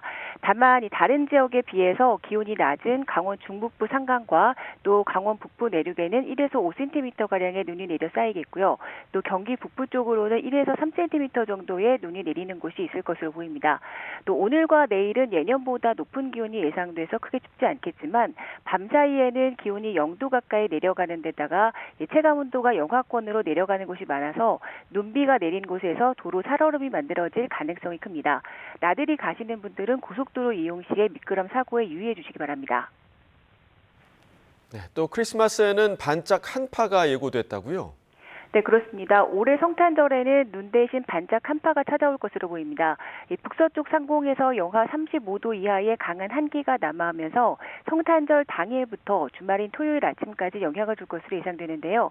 길지는 않지만 체감 온도를 크게 떨어뜨리면서 단기간에 기온 변화가 무척 크게 날 것으로 보여서 야외 활동 시 건강 관리에 대한 대비가 필요합니다. 기상청은 성탄절이 모레 전국이 대체로 맑지만 서울 등 중부 내륙의 체감 온도가 종일 영하 10도 안팎에 머물고 또 지형적인 영향을 받는 호남 서해안 지역을 중심으로는 1에서 많게는 3cm가량의 눈이 내리겠다고 밝혔습니다. 또 제주도 산간 쪽으로는 1에서 5cm가량의 눈이 예상됩니다. 이후 성탄절 반짝 한파는 금요일 아침 서울 기온이 영하 12도까지 떨어지고 또 체감 온도가 영하 18도 안팎까지 곤두박질하면서 절정을 이루겠습니다. 하지만 이 한파는 오래가지 않겠고요. 주말 아침까지 이어지다가 낮부터 영상권을 회복하면서 누그러질 전망입니다. 기상청은 한파가 오래가지는 않지만 야외 활동이 많아지는 시기에 찬바람이 강해지고 또 기온 변화가 커질 것으로 보인다며 건강관리와 동파사고, 또 빙판 등의 미끄럼 사고 등에 각별히 유의해달라고 당부했습니다. 지금까지 과학기상부에서 YTN 정혜윤입니다. 국내 민간 기업이 개발한 우주 발사체의 첫 상업용 발사가 실패했습니다. 이륙 뒤 1단 로켓은 점화됐지만 기체 이상이 감지돼 발사체는 지상으로 떨어졌습니다. 국내 민간 우주기업 이노스페이스의 소형 발사체 한빛 나노는 오늘 오전 10시 13분 브라질 알칸타라 우주센터에서 발사 뒤 1단 로켓 점화 직후 기체 이상 현상이 나타났고 이륙 30초 뒤 지상 안전구역으로 추락했습니다. 현장을 중계하던 유튜브나 소셜미디어 등에는 기체가 지상으로 떨어져 폭발하는 장면이 포착되기도 했습니다. 이노스페이스는 비행 중 기체 이상이 감지됨에 따라 지상 안전구역 내 발사체를 낙하시켰다고 밝혔습니다. 쿠팡 수사무마와 퇴직금 미지급 의혹을 수사하는 안권섭 특별검사팀이 쿠팡에 대한 강제 수사에 나섰습니다. 국내 물류를 총괄하는 쿠팡 풀필먼트 서비스 본사를 압수수색해 관련 자료를 확보했습니다. 조성호 기자입니다. 안권섭 특별검사팀이 서울 문정동 쿠팡 풀필먼트 서비스 본사를 압수수색했습니다. 국내 물류를 총괄하는 쿠팡의 핵심 계열사입니다. 압수수색 대상에는 급여 관련 문서와 퇴직금 지급 관련 자료 등이 포함됐습니다. 쿠팡의 퇴직금 미지급 의혹과 이에 대한 검찰의 수사 무마 여부와 관련한 특검팀의 첫 강제 수사입니다. 쿠팡 측은 압수수색 영장에 근로자 퇴직급여 보장법 위반 피의자로 적시된 걸로 알려졌습니다. 지난 2023년 5월 노동자들에게 불리하게 취업규칙을 바꿔 퇴직금 성격의 급여를 주지 않은 혐의입니다. 앞서 노동당국으로부터 기소 의견으로 사건을 넘겨받은 검찰은 지난 4월 이 사건을 불기소 처분했습니다. 당시 사건을 맡았던 문지석 부장검사는 국회 국정감사에서 윗선인 엄희준 부천지청장과 김동희 차장검사가 무혐의 처분을 압박했다고 주장했고 최근 특검 조사를 받았습니다. 조금이라도 거짓말을 하거나 잘못이 있는 공직자들은 그에 상응하는 엄정한 책임을 져야 한다고 생각합니다. 쿠팡 외압 의혹 사건은 정성호 법무부 장관 지시로 상설특검 수사에 이르렀습니다. 특검은 압수물 분석을 마치는 대로 쿠팡의 인사 관련 임직원들 소환 일정을 조율할 방침인데 정보 유출과 함께 경찰, 특검의 수사가 전방위로 확대되고 있습니다. YTN 조성호입니다. 국세청이 고환율 흐름 속에 물가 불안을 부추기는 가격 담합과 외환 부당 유출 등 불공정 행위로 세금을 탈루한 혐의가 있는 31개 업체에 대한 세무조사에 착수했습니다. 이들 업체의 탈루 혐의 금액은 총 1조 원에 달합니다. 유형별로는 시장 우월적 지위를 남용해 사익을 취한 가격 담합 등 독과점 기업 7곳, 관세 인하 혜택을 누리면서 부당 이득을 챙긴 할당 관세 편법 이용 수입 기업 4곳이 세무조사 대상에 올랐습니다. 제품 가격은 그대로 두면서 수량이나 크기를 줄여서 판매한 슈링크플레이션 프랜차이즈 업체 9곳, 법인 자금으로 고가 해외 자산 취득 등 환율 불안을 자극한 외환 부당 유출 기업 11곳도 포함됐습니다. 청와대와 용산 대통령실, 대통령 관저 등에 폭발물을 설치했다는 협박글이 인터넷에 올라와 경찰이 수사에 나섰습니다. 경기 용인 동부경찰서는 어제 오후 온라인 커뮤니티 DC 인사이드 갤러리에 대통령실 등을 폭파할 거란 글이 올라왔다는 신고를 접수하고 작성자를 추적하고 있습니다. 게시글에는 청와대와 용산 대통령실, 대통령 관저 등에 설치해둔 폭발물을 오늘 오후 폭파하겠다는 내용이 담겼습니다. 또 김현지 대통령실 제1부속실장에게 위해를 가하겠다는 내용도 포함됐습니다. 경찰은 DC 인사이드 측 협조를 받아 작성자 IP 주소 등을 추적하고 있습니다. 오늘 오전 9시 50분쯤 경기 용인시 성봉역 인근 상가로 80대 운전자가 몰던 승용차가 돌진했습니다. 이 사고로 상가 유리창이 깨지며 안에 있던 30대 여성이 허리를 다쳤습니다. 경찰은 기억이 나지 않는다고 한 운전자 진술 등을 토대로 정확한 경위를 조사하고 있습니다. 오늘 새벽 0시쯤 전북 전주시 서신동 다가구 주택에서 불이 났습니다. 이 불로 50대 여성 1명이 다치고 내부 집기와 건물 근처에 주차된 차량 일부가 타 소방서 추산 4,700만 원 상당의 재산 피해가 났습니다. 경찰과 소방당국은 건물 1층에서 불길이 시작된 거로 보고 화재 원인을 조사하고 있습니다. 오늘 오전 7시 40분쯤 부산 송정항 남동쪽 20km 해상에서 55톤 외끄리 저인망 어선에서 불이 났습니다. 다행히 어선에 타고 있던 선원 8명은 근처에 타고 있던 해양재난구조대 선박이 모두 구조했습니다. 해경은 화재 진압을 마친 뒤 사고 경위를 조사할 예정입니다. 올해 우리나라 연간 수출액이 사상 처음으로 7천억 달러를 돌파할 것으로 보입니다.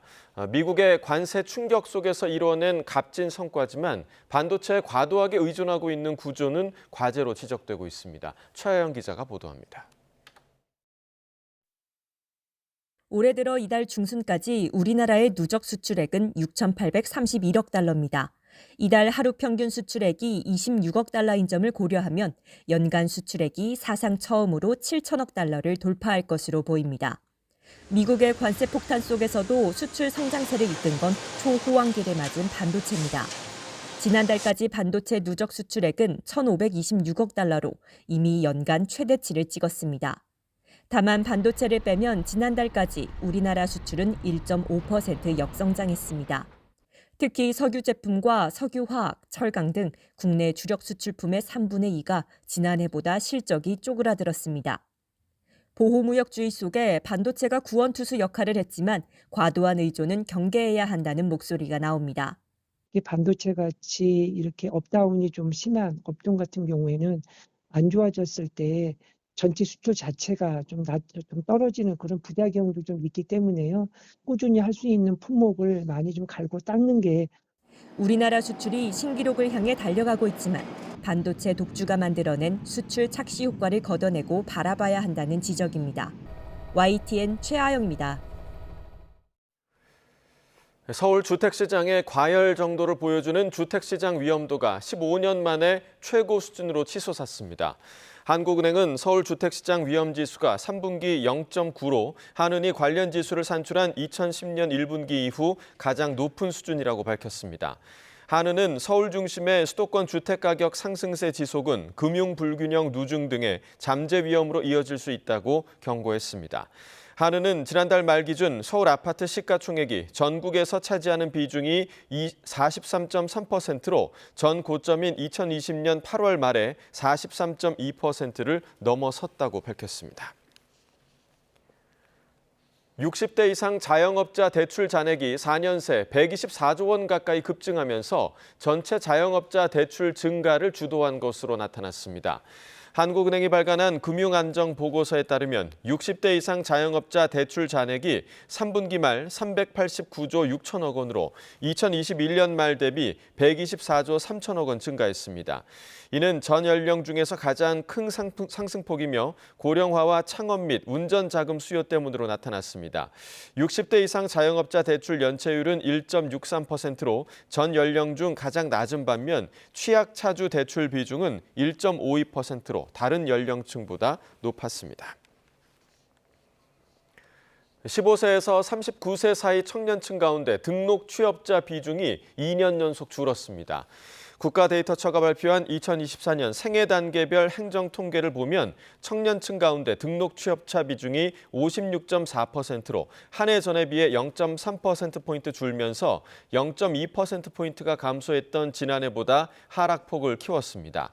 40세에서 64세까지 중장년층 가운데 등록 취업자 비중은 67.9%, 65세 이상 노년층의 등록 취업자 비중은 34.3%로 모두 1.4%포인트 늘었습니다. 지난해 청년층은 주택 소유 비중도 중장년층과 노년층과 달리 그대로였습니다.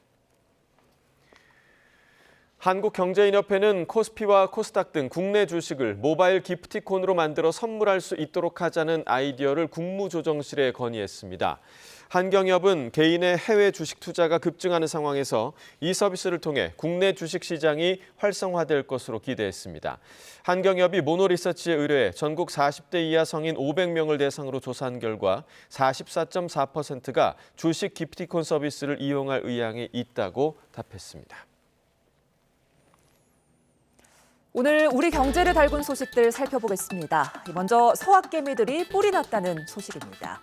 한동안 해외 주식 이벤트가 쏟아지던 증권가가 갑자기 조용해졌기 때문인데요. 해외 주식 신규 고객에게 주던 현금 지원이나 수수료 환급 같은 이벤트가 예고 없이 줄줄이 사라지면서 어제까지 있던 쿠폰이 오늘 없어졌다는 말이 나올 정도입니다.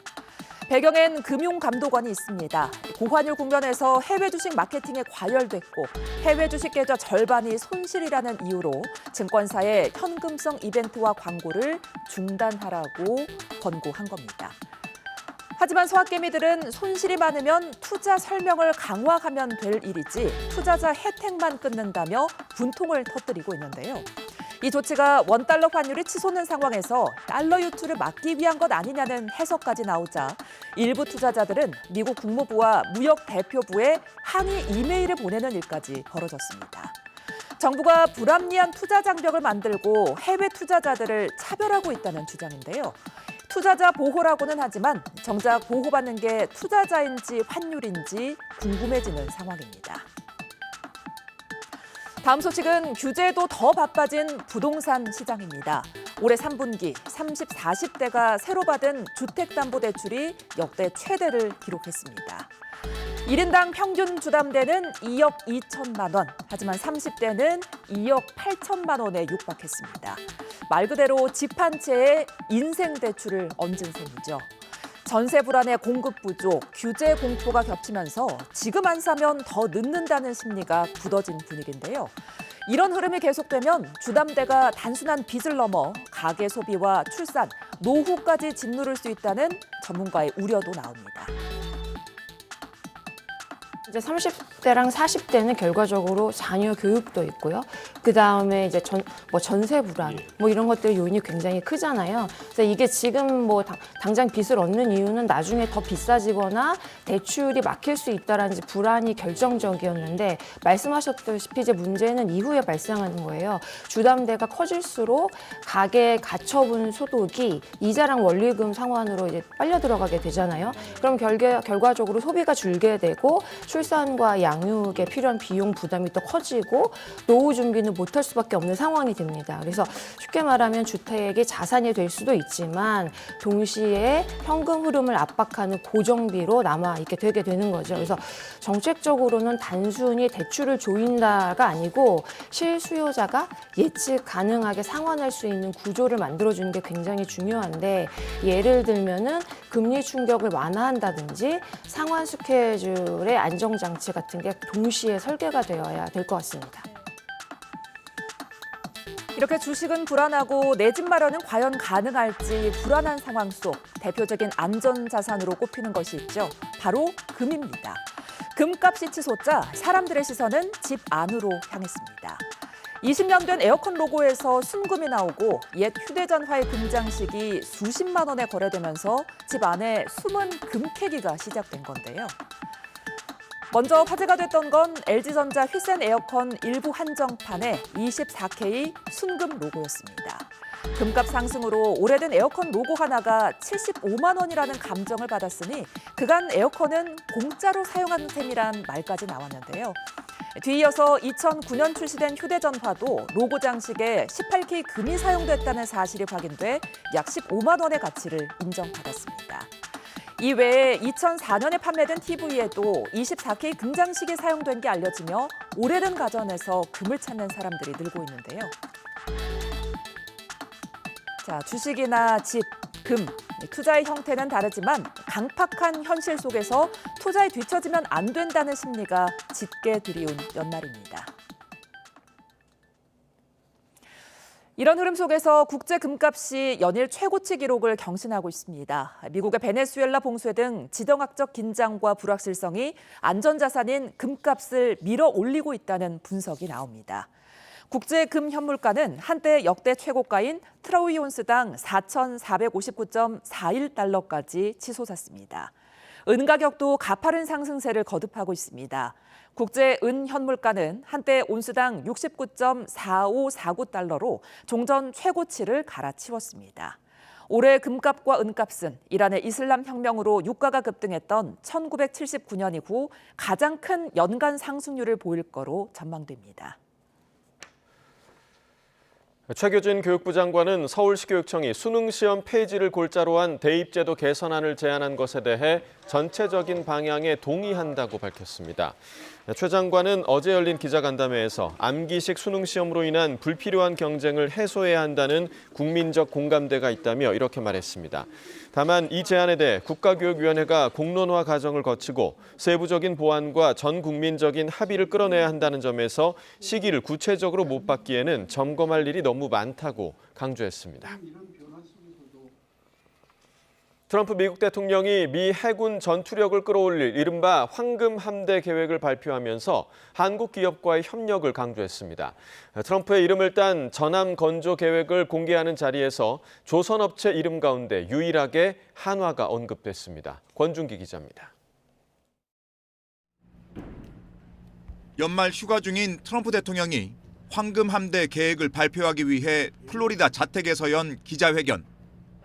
낡고 오래된 미국 함정을 AI 기술과 핵미사일로 무장한 새로운 트럼프급 전함으로 대체하겠다며 직접 설계에 참여하겠다고 밝혔습니다. The U.S. Navy will lead the design of these ships along with me because I'm a very aesthetic person. 우선 트럼프급 전함 2척을 건조한 뒤 25척까지 늘리겠다는 계획을 내놓으며 다음 주 미국 방산업체들과 만나겠다고 말했습니다.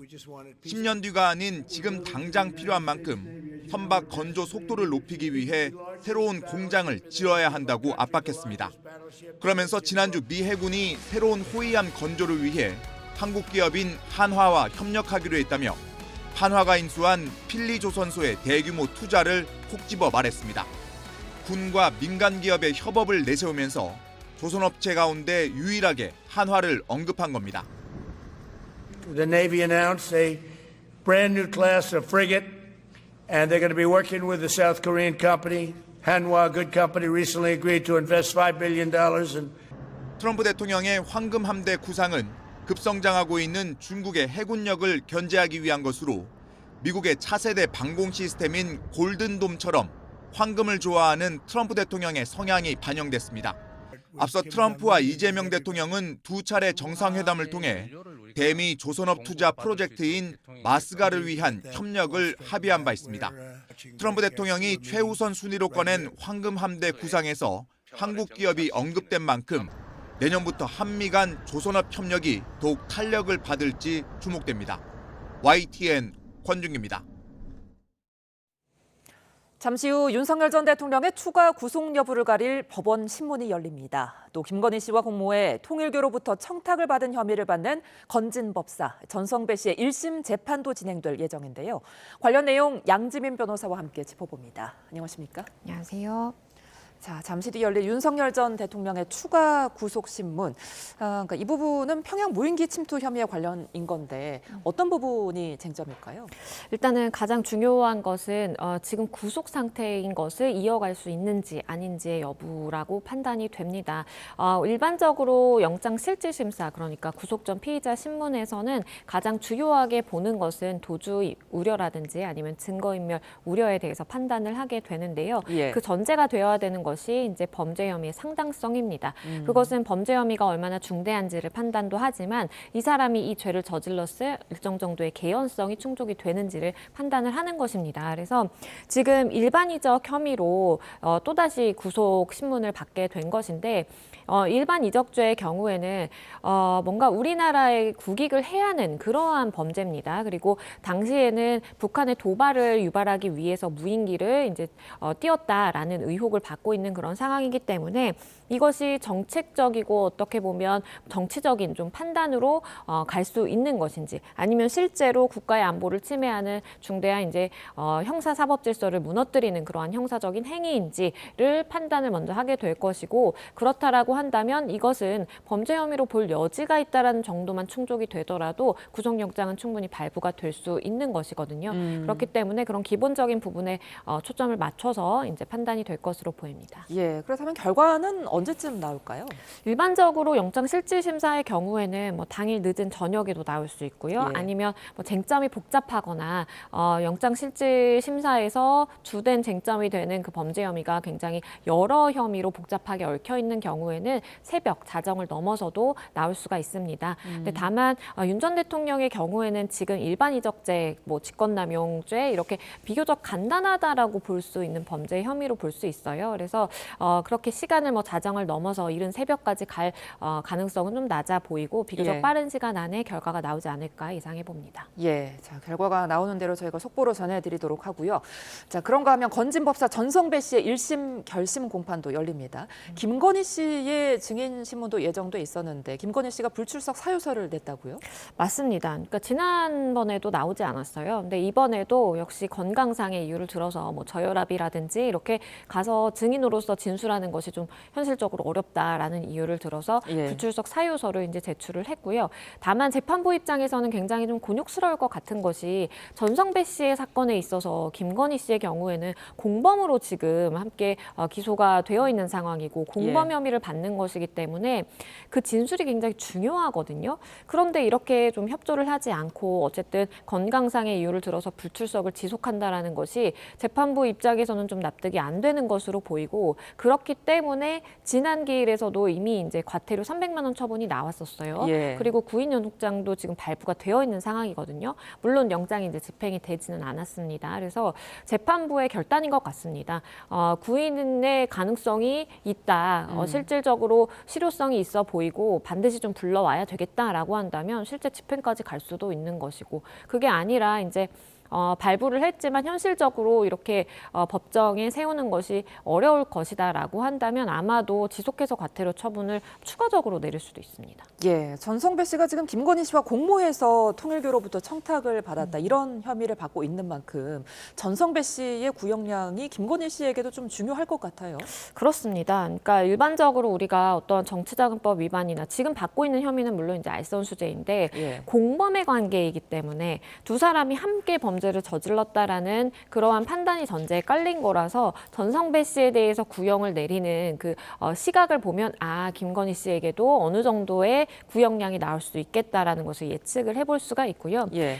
일반적으로 이제 수사기관에서 판단을 했을 때 어떤 범죄를 저지르더라도 이것이 굉장히 조직적이고 그리고 수차례 장기간에 걸쳐서 반복이 됐다라고 한다면 이것은 죄질을 더 나쁘게 평가할 수밖에 없는 부분이고 그러면 구형량을 받는 이제 피고인 입장에서는 현격하게 이제 불리해질 수가 있는 것이죠. 그래서 일반적으로 이런 알선수재라든지 뭐 다양한 뭐 범죄 혐의가 얽혀 있기는 하지만 징역 한 5년 정도를 우리가 기본적으로 예상을 해본다라고 한다면 이것이 죄질이 나쁘고 조직적으로 일어났고 그리고 아무런 죄의식 없이 이런 범죄를 저질렀다라고 한다면 이것이 7년에서 뭐 10년까지도 늘어날 수 있는 그런 상황입니다. 예, 여기에 더해서 오세훈 서울시장의 첫 재판도 오늘 열립니다. 그러니까 서울시장 보궐선거 당시의 여론조사 대납 의혹인데 이 부분 관련해서 지금 명태균 씨와 오세훈 시장의 주장이 엇갈리고 있잖아요. 그렇습니다. 예. 이제 두 사람이 엇갈린 주장을 하는 그 포인트는 명태균 씨의 입장에서는 오세훈 시장이 이 부분에 대해서 다 알고 승인해서 이루어진 것이다라고 이야기를 하는 것이고 예. 오세훈 시장은 그런 것이 만약에 물증으로 밝혀진다라고 하더라도 그것은 캠프의 어떤 다른 실무진이 행한 것이지 내가 인지를 한 것은 아니다라는 취지로 지금 주장을 하고 있어서 엇갈린 주장을 하고 있는 상황이고 일단 오세훈 시장이 받고 있는 혐의는 이제 정치자금법 위반 혐의입니다. 예. 그리고 오늘 진행되는 것은 공판 전에 이제 준비기일이 진행이 되는 것이에요. 그래서 준비기일의 경우에는 쟁점 정리라든지 아니면 증거조사를 우리가 앞으로 어떻게 해 나갈지에 대한 대략적인 그런 계획을 짜는 자리이기 때문에 오 시장의 출석이 뭐 강제되는 거는 아닌 그런 상황이고요. 예. 일단 말씀드린 것처럼 사실 객관적인 뭐 문자라든지 아니면 자금의 경로 그리고 여론조사의 결과를 분명히 전달했을 것인데 어떤 경로로 전달을 해서 오 시장에게까지 인지가 되었는지 이런 것들이 핵심 쟁점으로 판단이 되는 상황입니다. 예, 근데 관련해서 앞서 명태균 씨와 김영선 전 국민의힘 의원에게 검찰이 정치자금법 위반 혐의로 징역 6년 그리고 또 징역 5년을 구형을 했습니다. 상당히 중형인데 이 부분이 윤 전 대통령이나 오세훈 서울시장의 재판에도 영향이 좀 있을까요?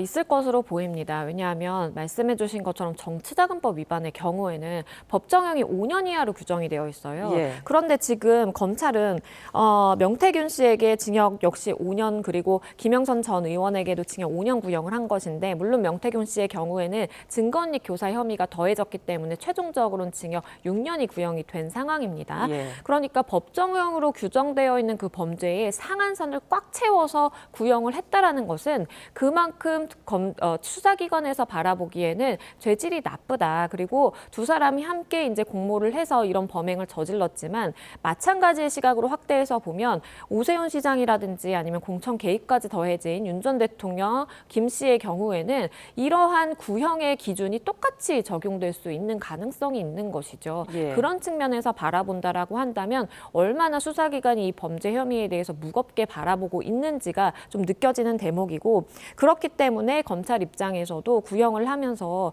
이 선거제도와 정당제도를 훼손시켰다. 사회적인 해악이 크다라는 이야기를 했거든요. 예. 즉 우리나라의 이런 신뢰를 기반으로 하고 있는 그러한 정치 시스템이라든지 선거 시스템에 대해서 사실상의 신뢰를 저버리는 행위를 했다라고 봐서 얼마나 무겁게 이 범죄 혐의에 대해서 보고 있는지가 느껴지는 대목입니다. 네, 이어서 김건희 특검도 좀 살펴보겠습니다. 김건희 씨의 집사로 알려진 김예성 씨에게 징역 8년을 구형했는데요. 그러니까 지금 혐의가 회사 돈을 횡령한 혐의인 건데 김예성 씨가 이 부분에 대해서 김건희 씨와 상관없이 개인적으로 횡령을 한 거다. 그러니까 이제 특검 수사 대상이 아니라고 지금 주장을 하고 있거든요. 이거는 왜 이런 주장을 펼친 건가요? 그러니까 두 가지 부분으로 나눠볼 수 있을 것 같습니다. 예. 지금 김예성 씨 입장에서는 뭔가 특검의 수사 범위는 특검법에 규정되어 있는 제한적인 그러한 수사 범위를 가지고 출범 출범한 단체인 것인데, 기관인 것인데 여기서 내 사건까지 이렇게 맡아서 하는 것은 사실상 별건 수사 아니냐. 일종의 수사 관할의 다툼의 이야기를 한 측면에서는 하는 것 같고요. 예. 그리고 두 번째로는 만약에 김 씨와의 연관성까지 불거지게 된다라면 예. 다들 아시는 것처럼 김 씨가 어떠한 로비라든지 게이트 정황이 있는 상황에서 윤 전 대통령과 같이 공범으로 엮이게 되면 뇌물죄까지도 범죄가 확대되는 효과가 발생하고 마찬가지로 김예성 씨의 입장에서는 본인이 단순히 그냥 하나 가지고 있는 회사에 뭐 자금을 횡령했다라든지 뭐 유용했다라는 차원이 아니라 김 씨가 개입함으로써, 김건희 씨가 개입을 하게 됨으로써 이것은 마치 김 씨에게 행해지는 로비의 일환으로서 자기의 회사가 위용된 것이 되기 때문에 예. 범죄 혐의가 더 확대되는 효과가 발생할 수 있거든요.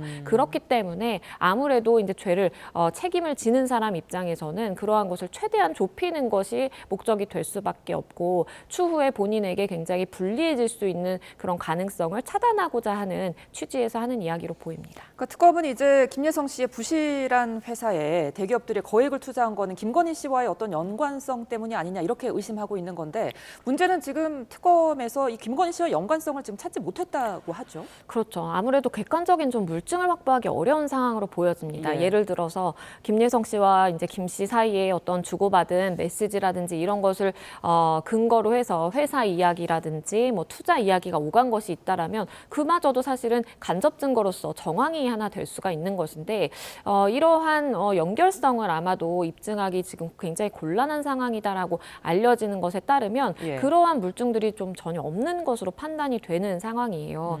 그래서 특검의 입장에서는 어쨌든 회사들이 김건희 씨를 보고 그 회사에 이렇게 막대한 투자를 한 것이다라는 연결고리를 가지고 수사에 착수를 했는데 김 씨까지의 사실은 이 연결고리를 입증하는 것이 실패한다면 말 그대로 김예성 씨가 주장하는 대로 그 하나의 그냥 개인의 횡령 혐의로 국한될 수밖에 없는 상황도 예. 있거든요. 그래서 이 부분에 대해서는 좀 기간이 얼마 남지 않은 한계가 있음에도 불구하고 좀 집중적으로 살펴봐야 되는 부분이다라는 생각이 듭니다. 예, 자 이렇게 수사가 다 마무리될지 좀 의심이 되는 상황에서 28일에 수사가 종료가 됩니다.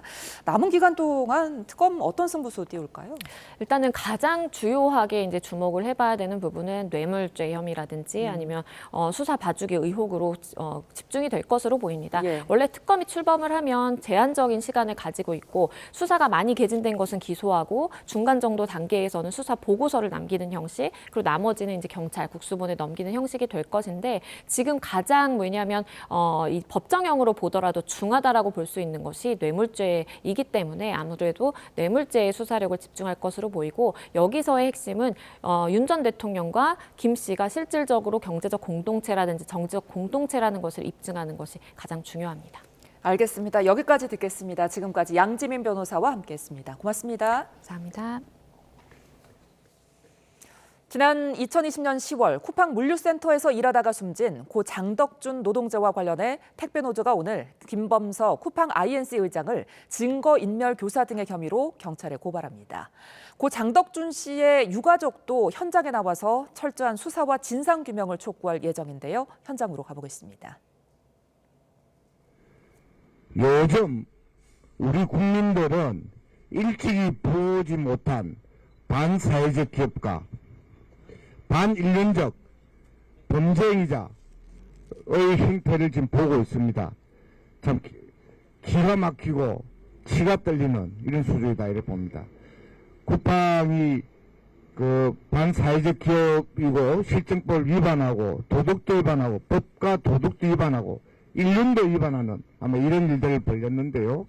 저희들은 아마 이 내용을 오늘 정리를 해서 이 증거인멸 교사죄 그리고 산업재해 원인 은폐죄, 원인조사 방해죄 뭐 이런 내용으로 저희들이 오늘 고발을 합니다.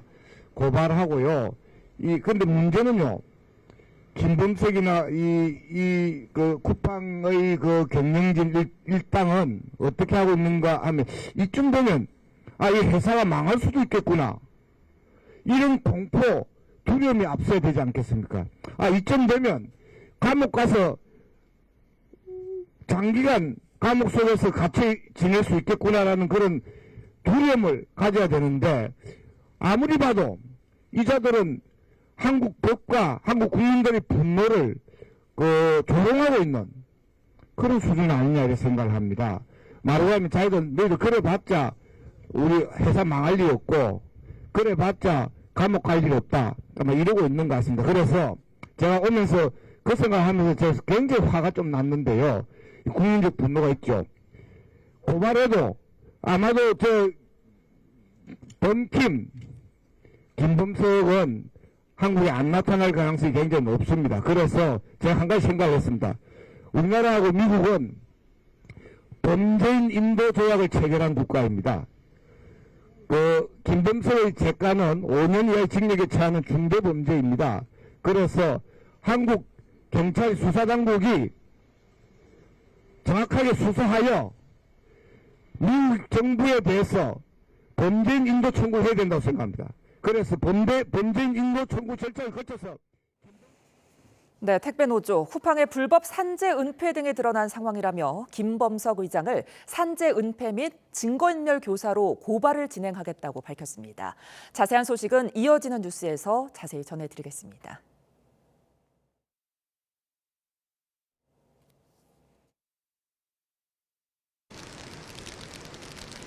저는 지금 서울 비초롱 축제 현장에 나와 있습니다. 아직 낮 시간인데다가 오늘 비 소식도 있어서 현장은 다소 한산한 분위기인데요. 서울은 점심 무렵부터 산발적인 비가 내리기 시작했습니다. 퇴근길에는 비가 그 밖에 전국으로 확대될 전망입니다.